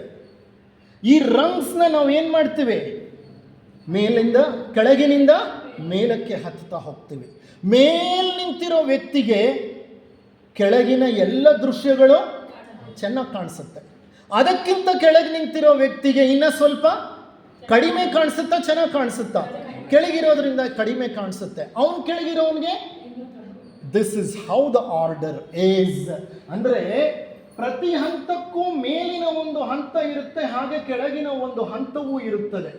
ಪೊಲೀಸ್ ಇಲಾಖೆ ಒಂದು ಉದಾಹರಣೆ ಹೇಳ್ತೇನೆ. ಪೊಲೀಸ್ ಇಲಾಖೆಯಲ್ಲಿ ಕಮಿಷನರ್ ಅನ್ನೋದು ದೊಡ್ಡ ಹುದ್ದೆ ಅಂತ ನೀವು ತಿಳ್ಕೊಂಡ್ರೆ, ಅಲ್ಲಿಂದ ಹಿಡಿದು ಕೆಳಗಿನ ಒಬ್ಬ ಪೊಲೀಸ್ ಕಾನ್ಸ್ಟೇಬಲ್ ವರೆಗೆ ಹಲವು ಹುದ್ದೆಗಳಿರ್ತವೆ. ಆರೋಗ್ಯ ಇಲಾಖೆಯಲ್ಲಿ ಆರೋಗ್ಯ ಮಂತ್ರಿಗಳಿಂದ ಹಿಡಿದು ಜೂನಿಯರ್ ವೈದ್ಯರು, ಅವರಿಗಿಂತ ಕೆಳಗೆ ಎಷ್ಟೋ ಹಂತಗಳಿರ್ತವೆ.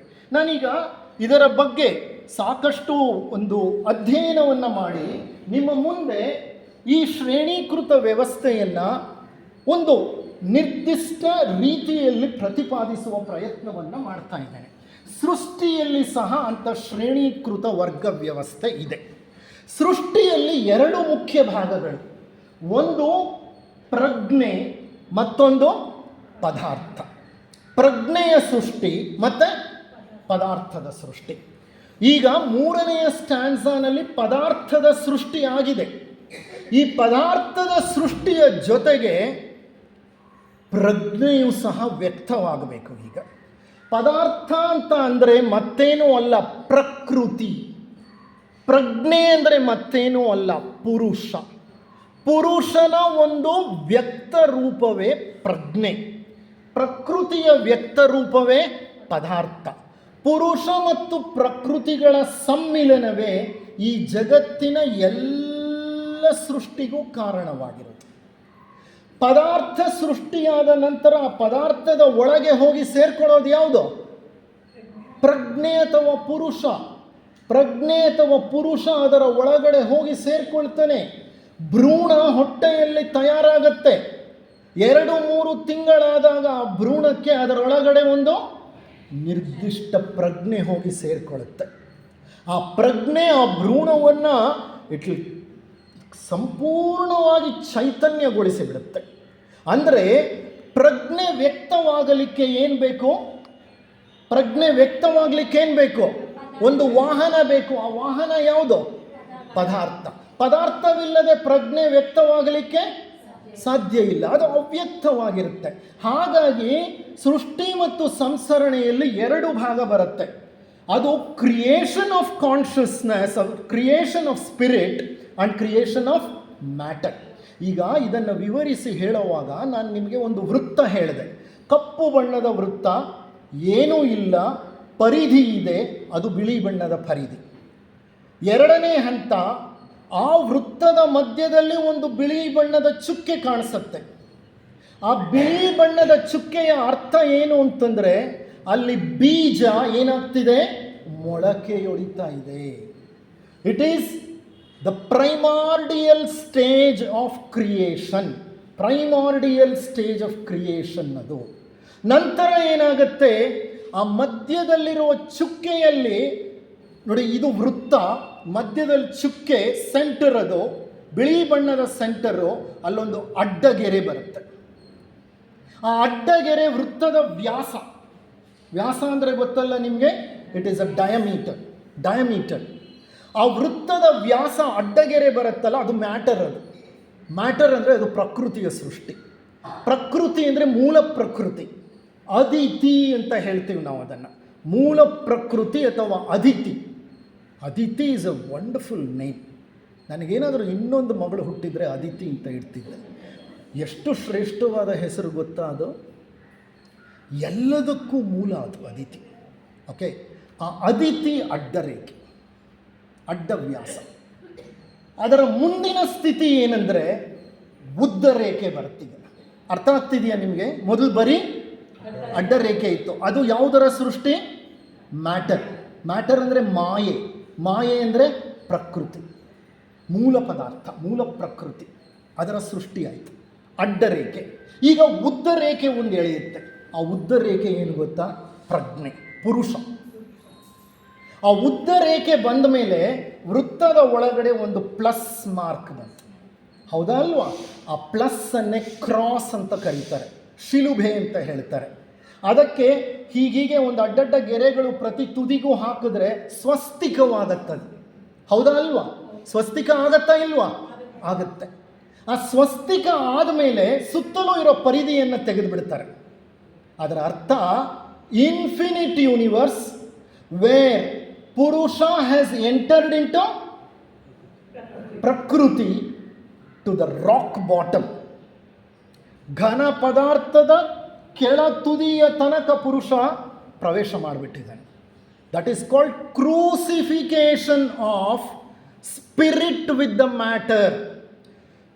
ಅಂದರೆ ಪುರುಷನನ್ನು ಪ್ರಕೃತಿಯಲ್ಲಿ ಶಿಲುಬೆಗೆ ಏರಿಸಿರೋದು. ಇದು ಪ್ರಕೃತಿ ಆದರೆ ಈ ಪ್ರಕೃತಿಯಲ್ಲಿ ಚೈತನ್ಯ ಬಂದು ಶಿಲುಬೆಗೇರಿದೆ. It is crucified. It is nailed in to the nature. Are you following me? How many of you are following? Few, very few. Good. At least ಒಂದು 50-60% ಜನರಿಗಾದರೂ ಅರ್ಥ ಆಗ್ತಾ ಇದೆ. Please try to raise your consciousness. ಮೊದಲನೇ ಹಂತದಲ್ಲಿ ಬರೀ ಒಂದು ವೃತ್ತವಿದೆ. ವೃತ್ತದ ತುಂಬ ಕಪ್ಪು ಬಣ್ಣ, ಅದು ಕಾರ್ಗತ್ತಲು, ಅಲ್ಲೇನೂ ಇರಲಿಲ್ಲ, ಬೆಳಕು ಇರಲಿಲ್ಲ, ಅಷ್ಟೇ. ಎರಡನೇ ಹಂತದಲ್ಲಿ ಆ ಕಪ್ಪು ಬಣ್ಣದ ವೃತ್ತ, ಬಿಳಿ ಬಣ್ಣದ ಪರಿಧಿ, ಮಧ್ಯದಲ್ಲೇನಿದೆ? ಒಂದು ಚುಕ್ಕೆ. ಆ ಚುಕ್ಕೆ ಅಂತಂದರೆ ಅರ್ಥ ಏನು?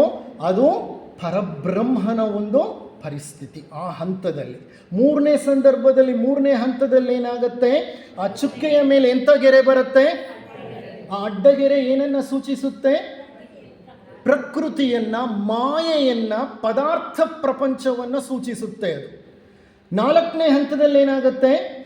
ಉದ್ದಗೆರೆ ಎಳೆಯುತ್ತೆ. ಉದ್ದಗೆರೆಯನ್ನು ಏನಂತ ಕರಿತೀವಿ ನಾವು? ಪುರುಷ ಅಥವಾ ಪ್ರಜ್ಞೆ. ಪುರುಷನನ್ನು ಪ್ರಕೃತಿ ಎಂಬ ಶಿಲುಬೆಯ ಮೇಲೆ ಏನು ಮಾಡಿದ್ದಾರೆ? ಕ್ರೂಸಿಫೈಡ್, ಶಿಲುಬೆಗೆ ಏರಿಸಲಾಗಿದೆ ಅಂತ ಅರ್ಥ. ಅದಾದಮೇಲೆ ಏನಾಗುತ್ತೆ? ಅದು ಇಟ್ ಈಸ್ ಎ ಕ್ರಾಸ್, ಶಿಲುಬೆ. ಆ ಶಿಲುಬೆಯನ್ನು ಸ್ವಸ್ತಿಕ ಅಂತ ಸಹ ನಾವು ಕರಿತೀವಿ. ಇದಾದಮೇಲೆ ಏನಾಗುತ್ತೆ? ಸುತ್ತಲೂ ಇರೋ ಪರಿಧಿಯನ್ನು ತೆಗೆದುಬಿಡ್ತೀವಿ. ಇದು ಮೇಡಮ್ ಬ್ಲಾವೆಟ್ಸ್ಕಿಯವರು ಸೀಕ್ರೆಟ್ ಡಾಕ್ಟ್ರಿನಲ್ಲಿ ಕೊಟ್ಟಿರುವಂತಹ ಗುಪ್ತ ಚಿಹ್ನೆಗಳು. ಬೇಕಾದಷ್ಟು ಚಿಹ್ನೆಗಳಿದೆ ಈ ಥರ. ಹಾವು ಸುರುಳಿ ಸುತ್ತಿ ತನ್ನ ಬಾಲವನ್ನು ಏನು ಮಾಡ್ತಿದೆ? ತಾನೇ ಬಾಯಲ್ಲಿ ಇಟ್ಕೊಂಡು ನುಗ್ತಾ ಇದೆ. ಓಕೆ, ಅದಕ್ಕೊಂದು ಕ್ರಿಪ್ಟಿಕ್ ಇದೆ. ನಮ್ಮ ಸನಾತನ ಧರ್ಮ, ಯಾವುದೇ ಮತದ ಸನಾತನ ಭಾಗಕ್ಕೆ ಹೋದರೆ ಇಂಥ ಚಿಹ್ನೆಗಳು ಬೇಕಾದಷ್ಟು ಸಿಕ್ಕುತ್ತವೆ. ಪ್ರತಿ ಚಿಹ್ನೆಗೂ ತನ್ನದೇ ಆದಂತಹ ಆಳ ಗುಪ್ತ ಅರ್ಥ ಇದೆ. ಇರಲಿ, ಸೃಷ್ಟಿ ಹೀಗೆ ನಡೆಯುವಾಗ ಸೃಷ್ಟಿಗೆ ಎರಡು ಭಾಗಗಳಿದೆ. ಒಂದು ಪ್ರಜ್ಞೆಯ ಸೃಷ್ಟಿ, ಮತ್ತೊಂದು ಪದಾರ್ಥ ಅಥವಾ ಪ್ರಕೃತಿಯ ಸೃಷ್ಟಿ. ಪದಾರ್ಥವನ್ನೇ ನಾವು ಮಾಯೆ ಅಂತ ಕರೆಯೋದು. ಪ್ರಜ್ಞೆ ಅನ್ನೋದು it is related to intelligence. ಪ್ರಜ್ಞೆ ಬುದ್ಧಿವಂತಿಕೆಗೆ ಸಂಬಂಧಪಟ್ಟಿದ್ದು. ಪದಾರ್ಥ ಅನ್ನೋದು ರೂಪಕ್ಕೆ ಸಂಬಂಧಪಟ್ಟಿದ್ದು. ಈಗ ನೋಡಿ, ನಮಗೆ ಈ ರೂಪ ಇದೆ. ಈ ರೂಪ ಯಾವುದರಿಂದ ಮಾಡಲ್ಪಟ್ಟಿದೆ? ಪದಾರ್ಥದಿಂದ ಮಾಡಲ್ಪಟ್ಟಿದೆ. ಈ ರೂಪದ ಒಳಗಡೆ ಕೆಲಸ ಮಾಡ್ತಾ ಇದೆ ಒಂದು ಪ್ರಜ್ಞೆ. ಆ ಪ್ರಜ್ಞೆ ಯಾವುದ್ರ ಮೂಲಕ ಕೆಲಸ ಮಾಡ್ತಿದೆ? ಬುದ್ಧಿವಂತಿಕೆಯಿಂದ ಕೆಲಸ ಮಾಡ್ತಿದೆ. So please understand, creation has two parts to it. One is the spirit, another one is the matter. Spirit is the one which is crucified into the matter. If you read Basic Theosophy by Jeffrey Hodgson, ಅದರಲ್ಲಿ ಜೆಫರಿ ಹಾಡ್ಸನ್ ಅವರು ಒಂದು ಕಡೆ ಒಂದು sentence ಬಳಸ್ತಾರೆ. Man is the highest spirit crucified in to the lowest matter ಅಂತ ಹೇಳ್ತಾರೆ ಜೆಫರಿ ಹಾಡ್ಸನ್. ಅದು ಅವ್ರು ಹೇಳೋದೇ ಅಲ್ಲ, ಅದು ಹಲವಾರು ಗ್ರಂಥಗಳಲ್ಲೂ ಬಂದಿದೆ. Man is the highest spirit, ಮನುಷ್ಯ ಉನ್ನತ ಪ್ರಜ್ಞೆ. ಆದರೆ ಅವನನ್ನು ಎಲ್ಲಿಗೆ ಶಿಲುಬೆಗೇರಿಸಿದ್ದಾರೆ? ಅತ್ಯಂತ ಘನ ಪದಾರ್ಥಕ್ಕೆ ಶಿಲುಬೆಗೇರಿಸಿದ್ದಾರೆ. ಇದು ಅತ್ಯಂತ ಘನ ಪದಾರ್ಥ. ಮನುಷ್ಯನಿಗೆ ಪ್ರತ್ಯೇಕ ಆತ್ಮವಿದೆ, ಬೇರೆ ಯಾವ ಪ್ರಾಣಿಗಳಿಗೋ ಅದಿಲ್ಲ. ಅದಕ್ಕೇನೆ they say man is the highest spirit but he is been nailed in to the lowest matter. This is what is a human being. ಶಿಲುಬೆಗೇನೋ ಏರಿಸ್ಬಿಟ್ರು, ಆದರೆ ಅದ್ರ ಫಜಿತಿ ಅನುಭವಿಸ್ತಿರೋರು ಯಾರು? ನಾವೇ. ಈ ಶಿಲುಬೆಗೇರಿಸಿರೋಂಥ ಆತ್ಮ ಏನು ಮಾಡುತ್ತೆ? ಸಾಕಪ್ಪ ಈ ಪದಾರ್ಥದ ಸಹವಾಸ, ಈ ಸಾಂದ್ರವಾದ ಶರೀರದಲ್ಲಿ ನಾನು ಬಂಧನಕ್ಕೊಳಗಾಗಿದ್ದೇನೆ, ನಾನು ಇದರಿಂದ ಹೊರಗಡೆ ಹೋಗಬೇಕು ಅಂತ ಬಯಸ್ತಾನೆ. ಆದರೆ ಪದಾರ್ಥ ಏನು ಮಾಡುತ್ತೆ? ನನಗೆ ಆತ್ಮ ಸಿಕ್ಬಿಟ್ಟಿದೆ, ನಾನು ಈ ಆತ್ಮನನ್ನು ಹೊರಗಡೆಗೆ ಬಿಡಲ್ಲ ಅಂತ ಹೇಳುತ್ತೆ. ಇದು ಪುರುಷ ಪ್ರಕೃತಿಗಳ ನಡುವಿನ ಸಂಬಂಧ. ಈ ಸಂಬಂಧವನ್ನು ರಜನೀಶರು ಒಂದು ದೀಪದ, ಮಡಿಕೆಯ ದೀಪಕ್ಕೆ ಹೋಲಿಸ್ತಾರೆ. ಮಡಿಕೆಯ ಒಂದು ಸಣ್ಣ what do you call that ಲ್ಯಾಂಪ್ನ ಆ ಭಾಗವನ್ನು ಏನಂತ ಹೇಳ್ತೀರಿ ನೀವು? ಪ್ರಣತಿ ಅಂತೀರ? ಪ್ರಣತೆ ಅಂತೀರಿ. ಪ್ರಣತೆ, ಕರೆಕ್ಟ್. ಪ್ರಣತೆ ಅಂತ ಅಂದರೆ ಅದು ದೀಪ ಉರಿಸ್ಲಿಕ್ಕೆ ಬಳಸುವಂತಹ ಒಂದು ಸಣ್ಣ ಮಣ್ಣಿನ ಒಂದು ದೀಪ ಅದು. ಓಕೆ, ಅದರಲ್ಲಿ ಏನು ಹಾಕ್ತೀರಿ? ಎಣ್ಣೆ ಹಾಕ್ತೀರಿ. ಎಣ್ಣೆ ಹಾಕಿ ಏನು ಮಾಡ್ತೀರಿ? ಒಂದು ಬತ್ತಿ ಇಡ್ತೀರಿ. ಬತ್ತಿಗೆ ಏನು ಮಾಡ್ತೀರಿ? ಬೆಂಕಿ ಅಂಟಿಸ್ತೀರಿ. ಈ ಮಣ್ಣು ಪ್ರಕೃತಿ. ಪ್ರಣತೆ ಇದೆಯಲ್ಲ, ಅದು ಪ್ರಕೃತಿ. ಉರಿತಿರೋ ಜ್ಯೋತಿ ಇದೆಯಲ್ಲ, ಅದು ಪುರುಷ, ಆತ್ಮ. ಆ ಜ್ಯೋತಿ ಆತ್ಮಸ್ವರೂಪ, ಅದು ಪ್ರಕಾಶ, ಅದಕ್ಕೆ ಆಕಾರವಿಲ್ಲ, ಅದು ಸೂಕ್ಷ್ಮವಾದದ್ದು. ಆದರೆ ಮಣ್ಣು ಸ್ಥೂಲವಾದದ್ದು. ಮಣ್ಣು ಜಡ ವಸ್ತು ಅಂತ ಹೇಳಿದ್ರು. ನಿಜ ಹೇಳಬೇಕಂದ್ರೆ ಜಡ ವಸ್ತು ಯಾವುದೂ ಇಲ್ಲ ಜಗತ್ತಿನಲ್ಲೇ. ಆದರೆ ಘನ ವಸ್ತು, ಅದು ಘನಾನ? ಜ್ವಾಲೆ ಘನಾನ? ಜ್ವಾಲೆ ಘನ ಅಲ್ಲ, ಸೂಕ್ಷ್ಮ ತತ್ವ. ಸ್ಥೂಲ ತತ್ವ ಯಾವುದು? ಮಣ್ಣಿನ ಹಣತೆ. ಆ ಮಣ್ಣಿನ ಹಣತೆಗೆ ಸೇರ್ಕೊಂಡು ಬಿಟ್ಟಿದೆ ಅದು. ಆದರೆ ಮಣ್ಣಿನ ಹಣತೆ ನೆಲದ ಮೇಲಿದೆ, ಅದು ನೆಲದ ಮೇಲೆ ಇರೋದು. ಅದು ಮೇಲೆ ಇರಲಿಕ್ಕೆ ತಂತಾನೆ ಸಾಧ್ಯ ಇಲ್ಲ. ಆದರೆ ಮೇಲೆ ಇರೋದು ಯಾವುದು? ಜ್ಯೋತಿ. ಮೇಲೆ ಹೋಗಬೇಕು ಅನ್ನುತ್ತೆ.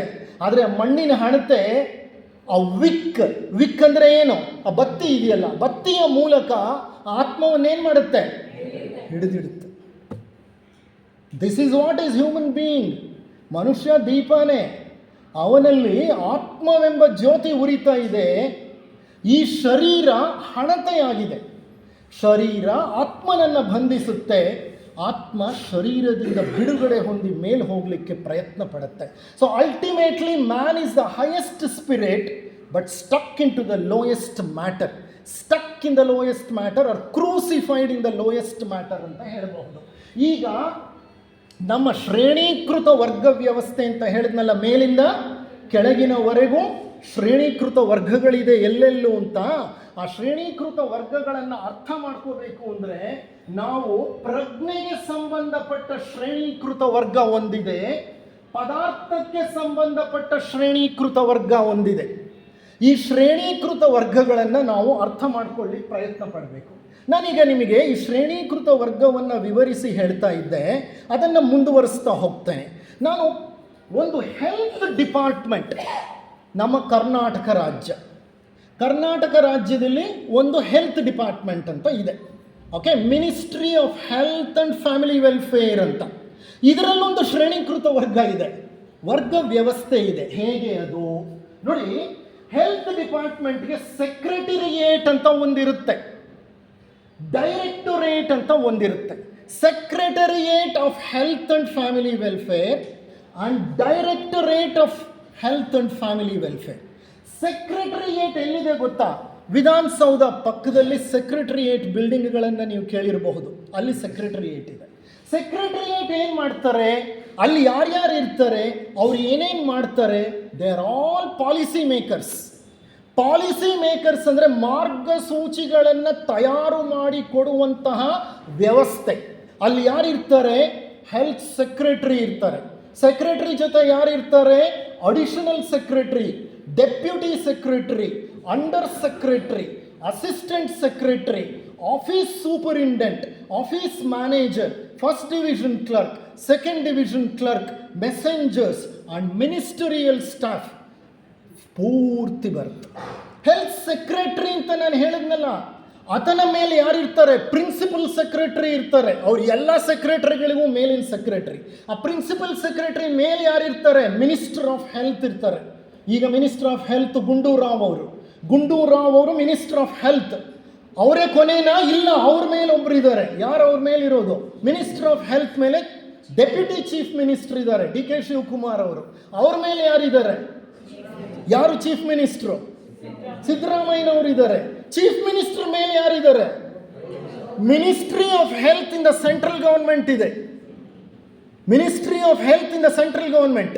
ಅಲ್ಲೊಬ್ರು ಸೆಂಟ್ರಲ್ ಹೆಲ್ತ್ ಮಿನಿಸ್ಟರ್ ಇದ್ದಾರೆ. ಆ ಸೆಂಟ್ರಲ್ ಹೆಲ್ತ್ ಮಿನಿಸ್ಟರ್ ಮೇಲೆ ಯಾರಿದ್ದಾರೆ? ಪ್ರೈಮ್ ಮಿನಿಸ್ಟರ್ ಇದ್ದಾರೆ. ಆ ಪ್ರೈಮ್ ಮಿನಿಸ್ಟರ್ ಮೇಲೆ ಯಾರಿದ್ದಾರೆ? ಪ್ರೆಸಿಡೆಂಟ್ ಇದ್ದಾರೆ. ಪ್ರೆಸಿಡೆಂಟ್ ಮೇಲೆ ಯಾರಿದ್ದಾರೆ? ನಮಗೆ ಗೊತ್ತಿಲ್ಲ, ಇದ್ದಾರೆ ಮೇಲೆ.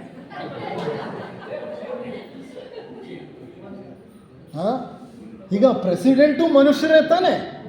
ಮನುಷ್ಯರ ಬುದ್ಧಿಯನ್ನ, ಮನುಷ್ಯರ ಬುದ್ಧಿವಂತಿಕೆಯನ್ನ ನಿರ್ದೇಶನ ಮಾಡ್ತಾ ಇರೋ ಸೂಕ್ಷ್ಮ ಶಕ್ತಿಗಳಿವೆ ಮೇಲೆ. ಅತಿಮಾನವರಿದ್ದಾರೆ. ಅವ್ರು ಯಾವುದೋ ಒಂದು ರೇಖೆಗೆ ಸೇರಿದ್ದಾರೆ. ದ್ರೌಪದಿ ಮುರ್ಮು ಅವರು. ಆ ರೇಖೆಯ ಗುರುಗಳು ಅವರನ್ನೇನು ಮಾಡ್ತಿದ್ದಾರೆ? ನಿರ್ದೇಶಿಸುತ್ತಿದ್ದಾರೆ. ಆ ರೇಖೆಯ ಗುರುಗಳ ಮೇಲೆ ಯಾರಿದ್ದಾರೆ? ಅವರು ಸಪ್ತ ಪ್ರಜಾಪತಿಗಳು. ಅವ್ರ ಮೇಲೆ ಯಾರಿದ್ದಾರೆ? ಅವ್ರ ಮೇಲೆ ಮತ್ತೊಬ್ಬರಿದ್ದಾರೆ. ಹಾಗಾದರೆ ಈ ಸಂಸರಣೆ ಎಲ್ಲಿ ಸ್ಟಾರ್ಟ್ ಆಗುತ್ತೆ, ಎಲ್ಲಿ ಕೊನೆಯಾಗುತ್ತೆ? ಸೀಕ್ರೆಟ್ ಡಾಕ್ಟ್ರಿನ್ ಹೇಳುತ್ತೆ, ಅದು ಪ್ರಾರಂಭ ಪರಬ್ರಹ್ಮನಲ್ಲಾದರೂ ಎಲ್ಲಿ ಕೊನೆ ಆಗುತ್ತೆ ಅನ್ನೋದು ಗೊತ್ತಿಲ್ಲ. ಆ ಪರಬ್ರಹ್ಮನೂ ಕೊನೆನಾ, ಇಲ್ಲ ಅಂಥ ಪರಬ್ರಹ್ಮರು ಇನ್ಯಾರಾದರೂ ಇದ್ದಾರಾ? ಇನ್ನೆಷ್ಟು ಪರಬ್ರಹ್ಮರಿದ್ದಾರೆ? We don't know. ಯಾಕೆಂದರೆ 1923 ಇಸವಿಯಲ್ಲಿ ಎಡ್ವಿನ್ ಹಬಲ್ ಅನ್ನುವಂತಹ ಒಬ್ಬ ಮಹಾನ್ ಅಸ್ಟ್ರಾನಮರ್, ಖಗೋಳಶಾಸ್ತ್ರಜ್ಞ, ರೆವಲ್ಯೂಷನರಿ ಸಂಶೋಧನೆಗಳನ್ನು ಮಾಡಿದ. 1923, ಇನ್ನು ನಮಗೆ ಸ್ವಾತಂತ್ರ್ಯ ಬಂದಿರಲಿಲ್ಲ. ಆಗ ವಿಜ್ಞಾನಕ್ಕೆ ಗೊತ್ತಿದ್ದದ್ದು ಮಿಲ್ಕಿ ವೇ ಮಾತ್ರ. ಮಿಲ್ಕಿ ವೇ ಅಂದರೆ ಕ್ಷೀರಪಥ. ಇಡೀ ವಿಶ್ವ ಕ್ಷೀರಪಥ ಒಂದೇ, ಇದ್ರ ಹೊರಗಡೆ ಏನೂ ಇಲ್ಲ. ಇಷ್ಟೇ ಪ್ರಪಂಚ, ಇಷ್ಟೇ ವಿಶ್ವ. ಇದನ್ನು ನಾವು ಅರ್ಥ ಮಾಡಿಕೊಂಡ್ರೆ ವಿಶ್ವವನ್ನು ಅರ್ಥ ಮಾಡಿಕೊಂಡ ಹಾಗೆ ಅಂತ ನಾವು ತಿಳ್ಕೊಂಡಿದ್ವಿ. ಆದರೆ ಎಡ್ವಿನ್ ಹಬಲ್ ಅವನದು ತನ್ನದೇ ಆದ ಒಂದು ಟೆಲಿಸ್ಕೋಪ್, ಹಬಲ್ ಟೆಲಿಸ್ಕೋಪ್ನ ಮುಖಾಂತರ ರೇಡಿಯೋ ಟೆಲಿಸ್ಕೋಪ್, ಅದು ಆಪ್ಟಿಕಲ್ ಅಲ್ಲ, ರೇಡಿಯೋ ತರಂಗಗಳಿಂದ ಕೆಲಸ ಮಾಡೋ ಟೆಲಿಸ್ಕೋಪ್, ಅದು ಬೆಳಕಿನಿಂದ ಅಲ್ಲ. ಆ ರೇಡಿಯೋ ಟೆಲಿಸ್ಕೋಪ್ನ ಮೂಲಕ ಈ ಕ್ಷೀರಪಥವನ್ನು ವೀಕ್ಷಿಸಿ ನೋಡಿದ್ರೆ ಕ್ಷೀರಪಥದ ಆಚೆ ಕೋಟ್ಯಾಂತರ ಚುಕ್ಕೆಗಳು ಕಾಣ್ತಾ ಇವೆ. ಕೋಟ್ಯಾಂತರ ಚುಕ್ಕೆಗಳು ಮಿನುಗ್ತಾ ಇವೆ ದೂರದಲ್ಲಿ. ಬರೀ ಮಿಲ್ಕಿ ವೇನಲ್ಲಿ 400 ಬಿಲಿಯನ್ ನಕ್ಷತ್ರಗಳಿವೆ, 40,000 ಕೋಟಿ ನಕ್ಷತ್ರಗಳಿವೆ. ಈ ಮಿಲ್ಕಿ ವೇನ ಒಂದು ತುದಿಯಿಂದ ಇನ್ನೊಂದು ತುದಿಗೆ ಹೋಗಬೇಕು ಅಂತಂದರೆ ಬೆಳಕಿನ ವೇಗದಲ್ಲಿ ಹೋದರೆ 1,00,000 ಜ್ಯೋತಿ ವರ್ಷಗಳಷ್ಟು ದೂರ. ಬೆಳಕಿನ ವೇಗದಲ್ಲಿ ಹೋದರೆ 1,00,000 ವರ್ಷಗಳು ಬೇಕು ಒಂದು ತುದಿಯಿಂದ ಇನ್ನೊಂದು ತುದಿಗೆ ಹೋಗಲಿಕ್ಕೆ. ಬೆಳಕಿನ ವೇಗ ಅಂದರೆ 1 ಸೆಕೆಂಡಿಗೆ ಎಷ್ಟು ಕಿಲೋಮೀಟರ್? 3,00,000 ಕಿಲೋಮೀಟರ್ 1 ಸೆಕೆಂಡಿಗೆ. 1 ಸೆಕೆಂಡಿಗೆ 3,00,000 ಕಿಲೋಮೀಟರ್ ವೇಗದಲ್ಲಿ ನೀವು ಪ್ರಯಾಣ ಮಾಡಿದ್ರೆ 1,00,000 ವರ್ಷ ಬೇಕು ನೀವು ಬರೀ ಕ್ಷೀರಪಥವನ್ನು ಒಂದು ತುದಿಯಿಂದ ಇನ್ನೊಂದು ತುದಿಗೆ ಹೋಗಲಿಕ್ಕೆ. ಇದನ್ನು ನಾವು ನಮ್ಮ ವಿಶ್ವ ಇಷ್ಟೇ ಅಂತ ತಿಳ್ಕೊಂಡ್ರೆ ಎಡ್ವಿನ್ ಹಬಲ್ ಹುಡುಕ್ತಾ ಹೋಗ್ತಾನೆ, ಅವನಿಗೆ ದಿಗ್ಭ್ರಮೆಯಾಗಿ ಹೋಗುತ್ತೆ. ಎಷ್ಟು ದೂರ ನೋಡ್ತಾ ಇದ್ರೂ ಅವನಿಗೆ ಅಲ್ಲಲ್ಲಿ speck of light, speck of shining dots ಕಾಣಿಸುತ್ತೆ. ಒಂದೊಂದು ಡಾಟು ಒಂದೊಂದು ದೊಡ್ಡ ಗ್ಯಾಲಕ್ಸಿ. ಆಕಾಶದಲ್ಲಿ ಕಾಣ್ತಿರೋ ಒಂದೊಂದು ಡಾಟು ಒಂದು ನಕ್ಷತ್ರವಾಗಿರಲಿಲ್ಲ. ಆ ಒಂದೊಂದು ಡಾಟ್ನಲ್ಲಿ ಅದು ಒಂದೊಂದು ಕ್ಷೀರಪಥ, ಒಂದೊಂದು ಡಾಟ್ನಲ್ಲಿ ಕೋಟ್ಯಾಂತರ ನಕ್ಷತ್ರಗಳಿವೆ. ಅವನಿಗೆ ಎಷ್ಟು ಬೆರಗಾಗಿ ಹೋದ ಅಂದರೆ ಅವನು, ಇದು ಎಷ್ಟು ದೊಡ್ಡದಪ್ಪ ವಿಶಾಲ ವಿಶ್ವ ಅಂತ ಅವನು ಪೇಪರ್ ಬರೀತಾನೆ. ಈಗ ವಿಜ್ಞಾನಿಗಳು ಕಂಡು ಹಿಡಿದಿದ್ದಾರೆ, observable universe is 5%, unobservable universe is 95%. ನಮ್ಮ ಎಲ್ಲ ಉಪಕರಣಗಳಿಗೆ, ನಮ್ಮ ಬುದ್ಧಿಮತ್ತೆಗೆ ಸಿಗ್ತಾ ಇರುವಂತಹ ವಿಶ್ವದ ವೈಶಾಲ್ಯ 5%. ಅದರ ಆಚೆ ಇದೆ ವಿಶ್ವ ಎಷ್ಟು? 95%. ಗೊತ್ತಿಲ್ಲ. ಆ 5% ಎಷ್ಟು ವಿಶಾಲ ವಿಶ್ವ ಅಂದರೆ 93 ಬಿಲಿಯನ್ ಲೈಟ್ ಇಯರ್ಸ್ ಅಷ್ಟು ವಿಸ್ತೀರ್ಣವನ್ನು ಹೊಂದಿದೆ ಅಬ್ಸರ್ವಬಲ್ ಯೂನಿವರ್ಸ್. 93 ಬಿಲಿಯನ್ ಅಂದರೆ 93 × 100. 93 × 100 ಅಂತಂದರೆ 93,000 ಕೋಟಿ ಜ್ಯೋತಿ ವರ್ಷ. ಬರೀ ವರ್ಷಗಳಲ್ಲ, 93,000 ಕೋಟಿ ಜ್ಯೋತಿ ವರ್ಷಗಳು. ಬೆಳಕಿನ ವೇಗದಲ್ಲಿ ಹೋದರೆ ನಮಗೆ ತಿಳಿದಿರುವ 5% ಪ್ರಪಂಚವನ್ನು ನಾವು ದಾಟಬೇಕಾದ್ರೆ 93,000 ಕೋಟಿ ವರ್ಷಗಳು ಬೇಕು. ಇದು 5% ಯೂನಿವರ್ಸು. ಇನ್ನು ಉಳಿದಿರೋದೆಷ್ಟು? 95%. I was just exploring it yesterday. ಯಾಕೆಂದರೆ ವಿಜ್ಞಾನ ಅಧ್ಯಾತ್ಮದ ಥರ ಅಲ್ಲ. ಏಕತ್ವದ ನಿಯಮ ಸೃಷ್ಟಿಯ ಆದಿಯಲ್ಲೂ ಇತ್ತು, ಈಗಲೂ ಹಾಗೆ ಇದೆ. ಆ ನಿಯಮ ಆತ್ಯಂತಿಕ ಸತ್ಯ. ಆದರೆ ವಿಜ್ಞಾನ ಹಾಗಲ್ಲ. ಈಗ ಅದು 93 ಬಿಲಿಯನ್ ಅಂತ ಹೇಳುತ್ತೆ, ಇನ್ನು ಕೆಲವು ದಿನಗಳಲ್ಲಿ ಅದು 150 ಬಿಲಿಯನ್ ಅಂತ ಹೇಳುತ್ತೆ. ಯಾಕೆ ಹೇಳುತ್ತೆ ಅದು? ವಿಜ್ಞಾನ ಬೆಳೆದಂತೆಲ್ಲ ಈ ಕಾಣುವ ವಿಶ್ವದ ಪರಿಮಿತಿ ಏನಾಗ್ತಿದೆ? ಹೆಚ್ಚಾಗ್ತಾ ಹೋಗ್ತಿದೆ. ವಿಜ್ಞಾನದಲ್ಲಿ ಯಾವುದೂ ಆತ್ಯಂತಿಕ ಸತ್ಯವಲ್ಲ, ಅಧ್ಯಾತ್ಮದಲ್ಲಿ ಮಾತ್ರ ಆತ್ಯಂತಿಕ ಸತ್ಯ. ಅರ್ಥ ಆಯ್ತಾ?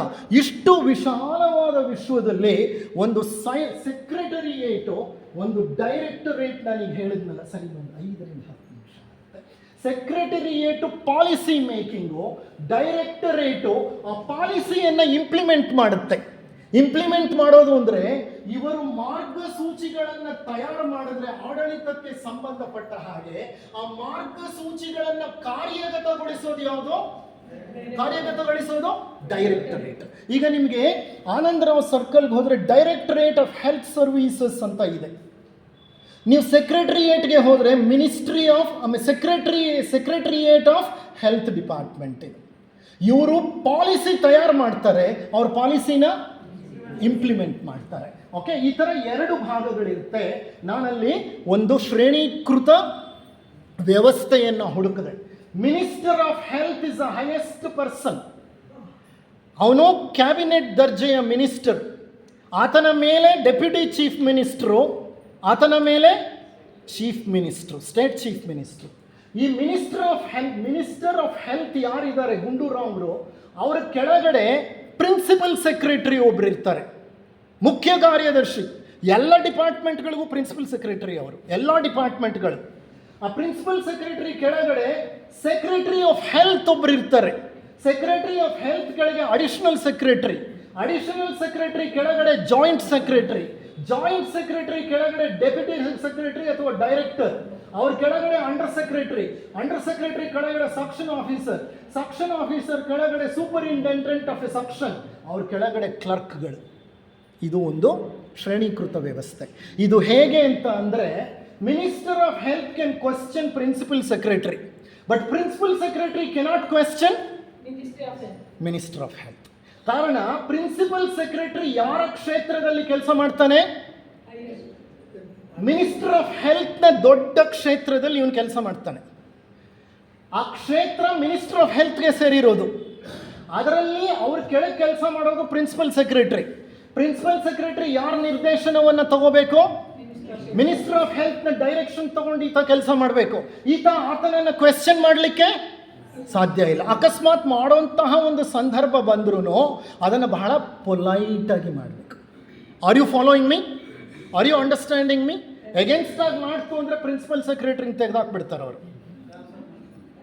So that's what happens. ಈಗ ಪ್ರಿನ್ಸಿಪಲ್ ಸೆಕ್ರೆಟರಿಗೂ ಒಂದು ಕ್ಷೇತ್ರ ಇರುತ್ತೆ. ಆ ಕ್ಷೇತ್ರದಲ್ಲಿ ಯಾರು ಕೆಲಸ ಮಾಡ್ತಾರೆ? ಕೆಳಗಿನವರು, ಸೆಕ್ರೆಟರಿ. ಸೆಕ್ರೆಟರಿ ಅವ್ರದ್ದು ಒಂದು ಕ್ಷೇತ್ರ ಇರುತ್ತೆ. ಅಲ್ಲಿ ಅದ್ರ ಕೆಳಗೆ ಯಾರು ಕೆಲಸ ಮಾಡ್ತಾರೆ? Additional secretary. ಅವ್ರ ಕ್ಷೇತ್ರದ ಕೆಳಗಡೆ joint. This is how the system works. ಮೇಲಿನಿಂದ ಕೆಳಗೆ. ಸರ್ ಎಲ್ಲರೂ ಮನುಷ್ಯರೇ. ಹೌದು, ಎಲ್ಲರೂ ಮನುಷ್ಯರೇನೆ. ಹೆಲ್ತ್ ಮಿನಿಸ್ಟ್ರು ಮನುಷ್ಯನೇ, ಚೀಫ್ ಮಿನಿಸ್ಟ್ರು ಮನುಷ್ಯನೇ, ಪ್ರೈಮ್ ಮಿನಿಸ್ಟ್ರು ಮನುಷ್ಯನೇ, ಪ್ರೆಸಿಡೆಂಟು ಮನುಷ್ಯನೇ. ಎಲ್ಲರೂ ಒಂದೇ ತತ್ವದಿಂದಲೇ ಮಾಡಲ್ಪಟ್ಟಿರೋದು. ಆದರೆ ಈ ವ್ಯವಸ್ಥೆ ನಡಿಬೇಕು ಅಂದರೆ ಏನು ಬೇಕು? ಈ ಶ್ರೇಣೀಕೃತ ವ್ಯವಸ್ಥೆ ಬೇಕು. ಬೇಕಾ ಇಲ್ವಾ? ಗಮನಿಸಿ ನೋಡಿ. ಮನೆಯಲ್ಲಿ ತಂದೆ ಹೇಳಿದಂಗೆ ಹೆಂಡ್ತಿನೂ ಕೇಳಬೇಕು, ಮಕ್ಕಳು ಕೇಳಬೇಕು. ಹೆಂಡ್ತಿ ಹೇಳಿದ ಹಾಗೆ ಮಕ್ಕಳು ಕೇಳಿ, ಹಿರಿ ಮಗ ಹೇಳಿದ ಹಾಗೆ ಚಿಕ್ಕವ್ರು ಕೇಳಿ. ಇದು ಒಂಥರ ಅನ್ಸೆಟ್.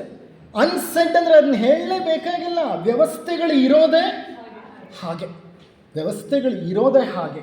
ಅದೇ ಥರ ತಗೊಂಡ್ರೆ home department, minister of home affairs ಯಾರು? ಪರಮೇಶ್ವರ್ ಅವರು ಈಗ ಮಿನಿಸ್ಟ್ರು. ಯಾವ ಮಿನಿಸ್ಟ್ರು? ಹೋಮ್ ಮಿನಿಸ್ಟ್ರು, ಗೃಹ ಇಲಾಖೆ. ಅವ್ರ ಕೆಳಗಡೆ DGP ಇದ್ದಾರೆ. DGP ಅಂದರೆ ಯಾರು? DGP ಅಂತ ಅಂದರೆ DGP ಅಂತಂದರೆ ಹೋಮ್ ಮಿನಿಸ್ಟರ್ ಕೆಳಗಡೆ commissioner of police. Bangalore city system ಹೇಳ್ತಿದ್ದೀನಿ ನಾನು. ಕಮಿಷನರ್ ಆಫ್ ಪೊಲೀಸ್ ಇರ್ತಾರೆ. ಬೆಂಗಳೂರು ಸಿಟಿಗೆಲ್ಲ ಒಬ್ಬರು ಮೇನ್ ಕಮಿಷನರ್ ಆಫ್ ಪೊಲೀಸ್. ಅವ್ರ ಕೆಳಗಡೆ ಸ್ಪೆಷಲ್ ಕಮಿಷನರ್ ಆಫ್ ಪೊಲೀಸ್. ಅವ್ರ ಕೆಳಗಡೆ ಅಡಿಷನಲ್ ಕಮಿಷನರ್ ಆಫ್ ಪೊಲೀಸ್. ಅವ್ರ ಕೆಳಗಡೆ DCP ಅಥವಾ ಡೆಪ್ಯೂಟಿ ಕಮಿಷನರ್ ಆಫ್ ಪೊಲೀಸ್. ಅವ್ರ ಕೆಳಗಡೆ ಅಸಿಸ್ಟೆಂಟ್ ಕಮಿಷನರ್ ಆಫ್ ಪೊಲೀಸ್ ಅಥವಾ ACP. ಅವ್ರ ಕೆಳಗಡೆ ಪೊಲೀಸ್ ಇನ್ಸ್ಪೆಕ್ಟರ್. ಪೊಲೀಸ್ ಇನ್ಸ್ಪೆಕ್ಟರ್ ಕೆಳಗಡೆ sub inspector of police. Sub inspector of police ಕೆಳಗಡೆ ಅಸಿಸ್ಟೆಂಟ್ ಸಬ್ ಇನ್ಸ್ಪೆಕ್ಟರ್. ಅವ್ರ ಕೆಳಗಡೆ ಹೆಡ್ ಕಾನ್ಸ್ಟೇಬಲ್. ಅವ್ರ ಕೆಳಗಡೆ ಪೊಲೀಸ್ ಕಾನ್ಸ್ಟೇಬಲ್. ಸರಿ, ಎಲ್ಲರೂ ಮನುಷ್ಯರೇ ಅಲ್ವಾ? ಹೌದು. ಆದರೆ ಅಧಿಕಾರ ವರ್ಗದಲ್ಲಿ ಏನಾಗಿದೆ? ಒಂದು ಶ್ರೇಣೀಕೃತ ವ್ಯವಸ್ಥೆ ಇದೆ. ಆ ಶ್ರೇಣೀಕೃತ ವ್ಯವಸ್ಥೆ ನಮ್ಮ ಸೃಷ್ಟಿಯಲ್ಲಿ ಸಹ ಅಡಗಿದೆ. ಸೃಷ್ಟಿಯಲ್ಲಿ ಹೇಗೆ ಅಡಗಿದೆ ಅಂತ ಅಂದರೆ ನೋಡಿ, ಅನುಕಂಪದ ಶ್ರೇಣೀಕೃತ ವ್ಯವಸ್ಥೆ ಇದು. ಇದರಲ್ಲಿ ಆದಿಬುದ್ಧಿ, ಮಹಾಬುದ್ಧಿ ಅಥವಾ ಮಹತ್ತತ್ವ, ದೈವಿ ಪ್ರಕೃತಿ ಅಥವಾ ಇದನ್ನು ಪ್ರಕೃತಿ, ಮೂಲ ಪ್ರಕೃತಿ, ಪದಾರ್ಥ, ಮಾಯೆ ಅಂತ ಹೇಳ್ತೀವಿ. ಅದರ ಕೆಳಗಡೆ ಪ್ರಕಾಶದ 7 ಪುತ್ರರು. 7 ಪುತ್ರರು ಅಂದರೆ ಪ್ರಜಾಪತಿಗಳು, ಧ್ಯಾನಿ ಬುದ್ಧರು, ಧ್ಯಾನಿ ಬೋಧಿಸತ್ವರು, ಭೂಮಂಡಲದ ಮೇಲಿನ ಬೋಧಿಸತ್ವರು, ಭೂಮಂಡಲದ ಬುದ್ಧರು. ಅದರ ಕೆಳಗಡೆ ಮನುಷ್ಯರು. ಭೂಮಂಡಲದ ಬುದ್ಧ ಯಾರು? ಗೌತಮ ಬುದ್ಧ. ಇದಕ್ಕೆ ಹಿಂದೆ ಇದ್ದವರು ದೀಪಾಂಕರ ಬುದ್ಧ. ಬುದ್ಧರಲ್ಲೂ 24 ಜನ ನನಗೆ ತಿಳಿದ ಹಾಗೆ. I am not very sure, I will clarify it. ಈಗಿರೋದು ಗೌತಮ ಬುದ್ಧರು. ಅವರು ಮನುಷ್ಯರಿಗೆ ಮೇಲಿದ್ದಾರೆ. ಅವರು ಭೂಮಂಡಲದ ಬುದ್ಧರು. ಅವ್ರ ಮೇಲೆ ಭೂಮಂಡಲದ ಮೇಲಿನ ಬೋಧಿಸತ್ವರು ಬರ್ತಾರೆ. ಅವ್ರ ಮೇಲೆ ಧ್ಯಾನಿ ಬೋಧಿಸತ್ವರು ಬರ್ತಾರೆ. ಅವ್ರ ಮೇಲೆ ಧ್ಯಾನಿ ಬುದ್ಧರು ಬರ್ತಾರೆ. ಅದರ ಮೇಲೆ ಸಪ್ತ ಪ್ರಜಾಪತಿಗಳು ಬರ್ತಾರೆ. ಅದರ ಮೇಲೆ ಮೂಲ ಪ್ರಕೃತಿ ಬರುತ್ತೆ ಅಥವಾ ದೈವಿ ಪ್ರಕೃತಿ ಬರುತ್ತೆ. ಅದರ ಮೇಲೆ ಮಹತ್ ತತ್ವ ಬರುತ್ತೆ. ಅದರ ಮೇಲೆ ಆದಿಬುದ್ಧಿ ಬರುತ್ತೆ. ಆದಿಬುದ್ಧಿನೇ ಪರಬ್ರಹ್ಮ, ಮೊದಲನೇ ಹಂತ. ಅದೇ ಥರ ಜೀವ ಪ್ರಪಂಚದಲ್ಲಿ ಒಂದು ಶ್ರೇಣೀಕೃತ ವರ್ಗ ವ್ಯವಸ್ಥೆ ಇದೆ. 10 ಸಾಮ್ರಾಜ್ಯಗಳಿವೆ, 10 ಕಿಂಗ್ಡಮ್ಸ್. ನಿಮಗೆ ಗೊತ್ತಿರ್ಬೋದು, ಈ 10 ಕಿಂಗ್ಡಮ್ಗಳಲ್ಲಿ ಮೊದಲನೆಯ ಕಿಂಗ್ಡಮ್, ಮೊದಲನೆಯ ವರ್ಗದ ಧ್ಯಾನಿ ಚೌಹನ್ನರು, first class of Dhyani Chohans, second class of Dhyani Chohans, third class of Dhyani Chohans. ಈ 3 ಚೌಹನ್ನರ ಕೆಳಗಡೆ ಮನುಷ್ಯರು, ಮನುಷ್ಯರ ಕೆಳಗೆ ಪ್ರಾಣಿಗಳು, ಕೆಳಗೆ ಸಸ್ಯಗಳು, ಖನಿಜಗಳು. ಮೊದಲನೇ ಭೂತವರ್ಗ, ಎರಡನೇ ಭೂತವರ್ಗ, ಮೂರನೆಯ ಭೂತವರ್ಗ, ಎಲಿಮೆಂಟಲ್ ಕಿಂಗ್ಡಮ್. ಇದು ಶ್ರೇಣೀಕೃತ ವರ್ಗ ವ್ಯವಸ್ಥೆಯೇ. ಈಗ ಮನುಷ್ಯರು ಅನ್ನುವಂಥವ್ರು ಜೀವನ್ಮುಕ್ತರಾದರೆ ಅವ್ರು ಧ್ಯಾನಿ ಚೌಹನ್ನರಾಗ್ತಾರೆ. ಮನುಷ್ಯರು ಜೀವನ್ಮುಕ್ತರಾದರೆ ಅದೇ ದೀಕ್ಷಾಪಥ. ಜೀವನ್ಮುಕ್ತರಾದಾಗ ಅವರು 3ನೇ ವರ್ಗದ ಧ್ಯಾನಿ ಚೌಹನ್ನರಾಗ್ತಾರೆ. ಅಲ್ಲಿಂದ ಬೆಳೆದ್ರೆ 2ನೇ ವರ್ಗದ ಧ್ಯಾನಿ ಚೌಹನ್ನರು. ಇದು 6ನೇ ದೀಕ್ಷೆ, 7ನೇ ದೀಕ್ಷೆ, 8ನೇ ದೀಕ್ಷೆವರೆಗೂ ಕೊಟ್ಟಿದ್ದಾರೆ. 8ನೇ ವರ್ಗದ ದೀಕ್ಷೆ 1ನೇ ವರ್ಗದ ಧ್ಯಾನಿ ಚೌಹನ್ನರು. ಈಗ ಗೌತಮ ಬುದ್ಧರಿದಾರಲ್ಲ, ಅವರು 1ನೇ ವರ್ಗದ ಧ್ಯಾನಿ ಚೌಹನ್ನರು. ಧ್ಯಾನಿ ಚೌಹನ್ನರು ಅಂದರೆ ಏನು? ಧ್ಯಾನಿ ಬುದ್ಧರು ಅಂದರೆ ಏನು? ಧ್ಯಾನಿ ಬೋಧಿಸತ್ವರು ಅಂದರೆ ಏನು? ಸಾಕಷ್ಟು ವಿಚಾರ ಇದೆ ಅದರ ಹಿಂದೆ. ಮುಂದಿನ ಒಂದು ಹಂತದಲ್ಲಿ ಅದನ್ನು ನಿಮಗೆ ವಿವರಿಸಿ ಹೇಳುವ ಪ್ರಯತ್ನವನ್ನು ಮಾಡುತ್ತೇನೆ. ಧ್ಯಾನಿ ಅಂದರೆ ಧ್ಯಾನ ಅಂತ, ಧ್ಯಾನಿ ಬುದ್ಧ ಅಂದರೆ ಧ್ಯಾನ ಬುದ್ಧರು ಅಂತ, ಧ್ಯಾನಿ ಬೋಧಿಸತ್ವ ಅಂದರೆ ಧ್ಯಾನ ಬೋಧಿಸತ್ವ ಅಂತ. ಯಾರಿವರೆಲ್ಲ, ಈ ವ್ಯವಸ್ಥೆ ಏನು, ಇದನ್ನು ಅರ್ಥ ಮಾಡಿಕೊಳ್ಳೋ ಪ್ರಯತ್ನವನ್ನು ಮುಂದಿನ ಹಂತದಲ್ಲಿ ಮಾಡೋಣ. The last bottom line of this particular presentation is ಯತ್ ಬ್ರಹ್ಮಾಂಡೆ ತತ್ ಪಿಂಡಾಂಡೆ. ಬ್ರಹ್ಮಾಂಡವು ಹೇಗಿದೆಯೋ ಪಿಂಡಾಂಡವು ಹಾಗೆ ಇದೆ. ಬ್ರಹ್ಮಾಂಡದಲ್ಲಿ ಈ ವ್ಯವಸ್ಥೆ ಇದೆ, ಶ್ರೇಣೀಕೃತ ವ್ಯವಸ್ಥೆ. ಆ ಶ್ರೇಣೀಕೃತ ವ್ಯವಸ್ಥೆ ಪಿಂಡಾಂಡದಲ್ಲೂ ಇದೆ, ಹೋಮ್ ಡಿಪಾರ್ಟ್ಮೆಂಟಲ್ಲಿದೆ, ಪೊಲೀಸ್ ಡಿಪಾರ್ಟ್ಮೆಂಟಲ್ಲಿದೆ. 6 ಕೋಟಿ ಕರ್ನಾಟಕದ ಜನರಿಗೆ ಬೇಕಾದ ಪೊಲೀಸ್ ಡಿಪಾರ್ಟ್ಮೆಂಟ್ನಲ್ಲೇ ಅಷ್ಟು ದೊಡ್ಡ ಶ್ರೇಣೀಕೃತ ವ್ಯವಸ್ಥೆ ಇದೆ ಅಂದರೆ ಇಡೀ ಭೂಮಂಡಲದಲ್ಲಿ ಹೆಚ್ಚು ಕಡಿಮೆ ಎಷ್ಟು ಪಾಪ್ಯುಲೇಷನ್ ಇದೆ? ಹೆಚ್ಚು ಕಡಿಮೆ 180 ಕೋಟಿ. No, it is more than 600 or 700, 700 ಕೋಟಿ ಜನಸಂಖ್ಯೆಯನ್ನು ಹೊಂದಿರುವ ಭೂಮಂಡಲಕ್ಕೆ ಇನ್ನೆಂಥ ಶ್ರೇಣೀಕೃತ ವ್ಯವಸ್ಥೆ ಇರಬೇಕು? ಇನ್ನೆಷ್ಟು ಜನ ಉನ್ನತ ಜೀವಿಗಳು, ಧ್ಯಾನ ಚೌಹನ್ನರು, ಧ್ಯಾನಿ ಬುದ್ಧರು, ಪಿತ್ರೀಸ್ ಅಂತಾರೆ, ಅವರೆಲ್ಲ ಇರಬಹುದು. ಇದು ಎಂಥ ವ್ಯವಸ್ಥೆ? Let us try to understand it better in the next session. How many of you could faintly understand what I was speaking? Please raise your faintly you could understand. Clear ಆಗಿ ಅರ್ಥ ಆಗಿದೆ. Okay, so please apply your mind. ಮನೆಗೆ ಹೋಗಿ ನೀವು ಮತ್ತೆ ಈ ಗ್ರಂಥಗಳನ್ನು ಅಧ್ಯಯನ ಮಾಡಿ. ನೀವು ಸೀಕ್ರೆಟ್ ಡೈರೆಕ್ಟರ್ ಅಂತ ದಯವಿಟ್ಟು ತಗೋಬೇಡಿ. ನಾನು ಯಾಕೆ ಹೇಳ್ತಿದ್ದೀನಿ ಅಂದರೆ ನನಗೇ ದಿನಗಳಿಗಟ್ಟಲೆ ತಿಂಗಳುಗಳಿಗಟ್ಟಲೆ ತಗೋತಿದೆ. ಅದನ್ನು ಅರ್ಥ ಮಾಡ್ಕೊಳ್ಳಿಕ್ಕೆ, ಜೀರ್ಣಿಸಿಕೊಳ್ಳಲಿಕ್ಕೆ ಬಹಳ ಕಷ್ಟ ಆಗ್ತಾ ಇದೆ. ಅದನ್ನು ತೊಗೊಂಡ್ರೆ ನೀವು ದಿಗ್ಭ್ರಮೆ ಆಗಿಬಿಡುತ್ತೆ, ನಿಮಗೆ ಏನು ಗೊತ್ತಾಗಲ್ಲ, ಕನ್ಫ್ಯೂಷನ್ಗೆ ಹೋಗಿಬಿಡ್ತೀರಿ. ಆದರೆ ಕೆಲವು ಧ್ಯಾನ ಗ್ರಂಥ ಕವನಗಳು ಅಂತ ಸುಕೃಷ್ಣಮೂರ್ತಿಯವರು ಪುಸ್ತಕ ಬರೆದಿದ್ದಾರೆ, ಅದನ್ನು ಓದಲಿಕ್ಕೆ ಪ್ರಾರಂಭ ಮಾಡಿ. Thank you very much for patient listening. ಒಂದು ವಿಶೇಷ ಪ್ರೋಗ್ರಾಮ್ ಇದೆ, ದಯವಿಟ್ಟು ಎಲ್ಲ ಕೂತ್ಕೊಳ್ಳಿ. 5 ನಿಮಿಷ ದಯವಿಟ್ಟು ಒಂದು 10 ನಿಮಿಷ ಕುಳಿತುಕೊಳ್ಳಿ. ಒಂದು ವಿಶೇಷ ಕಾರ್ಯಕ್ರಮ, ಬಹಳ ಮುಖ್ಯವಾದದ್ದು.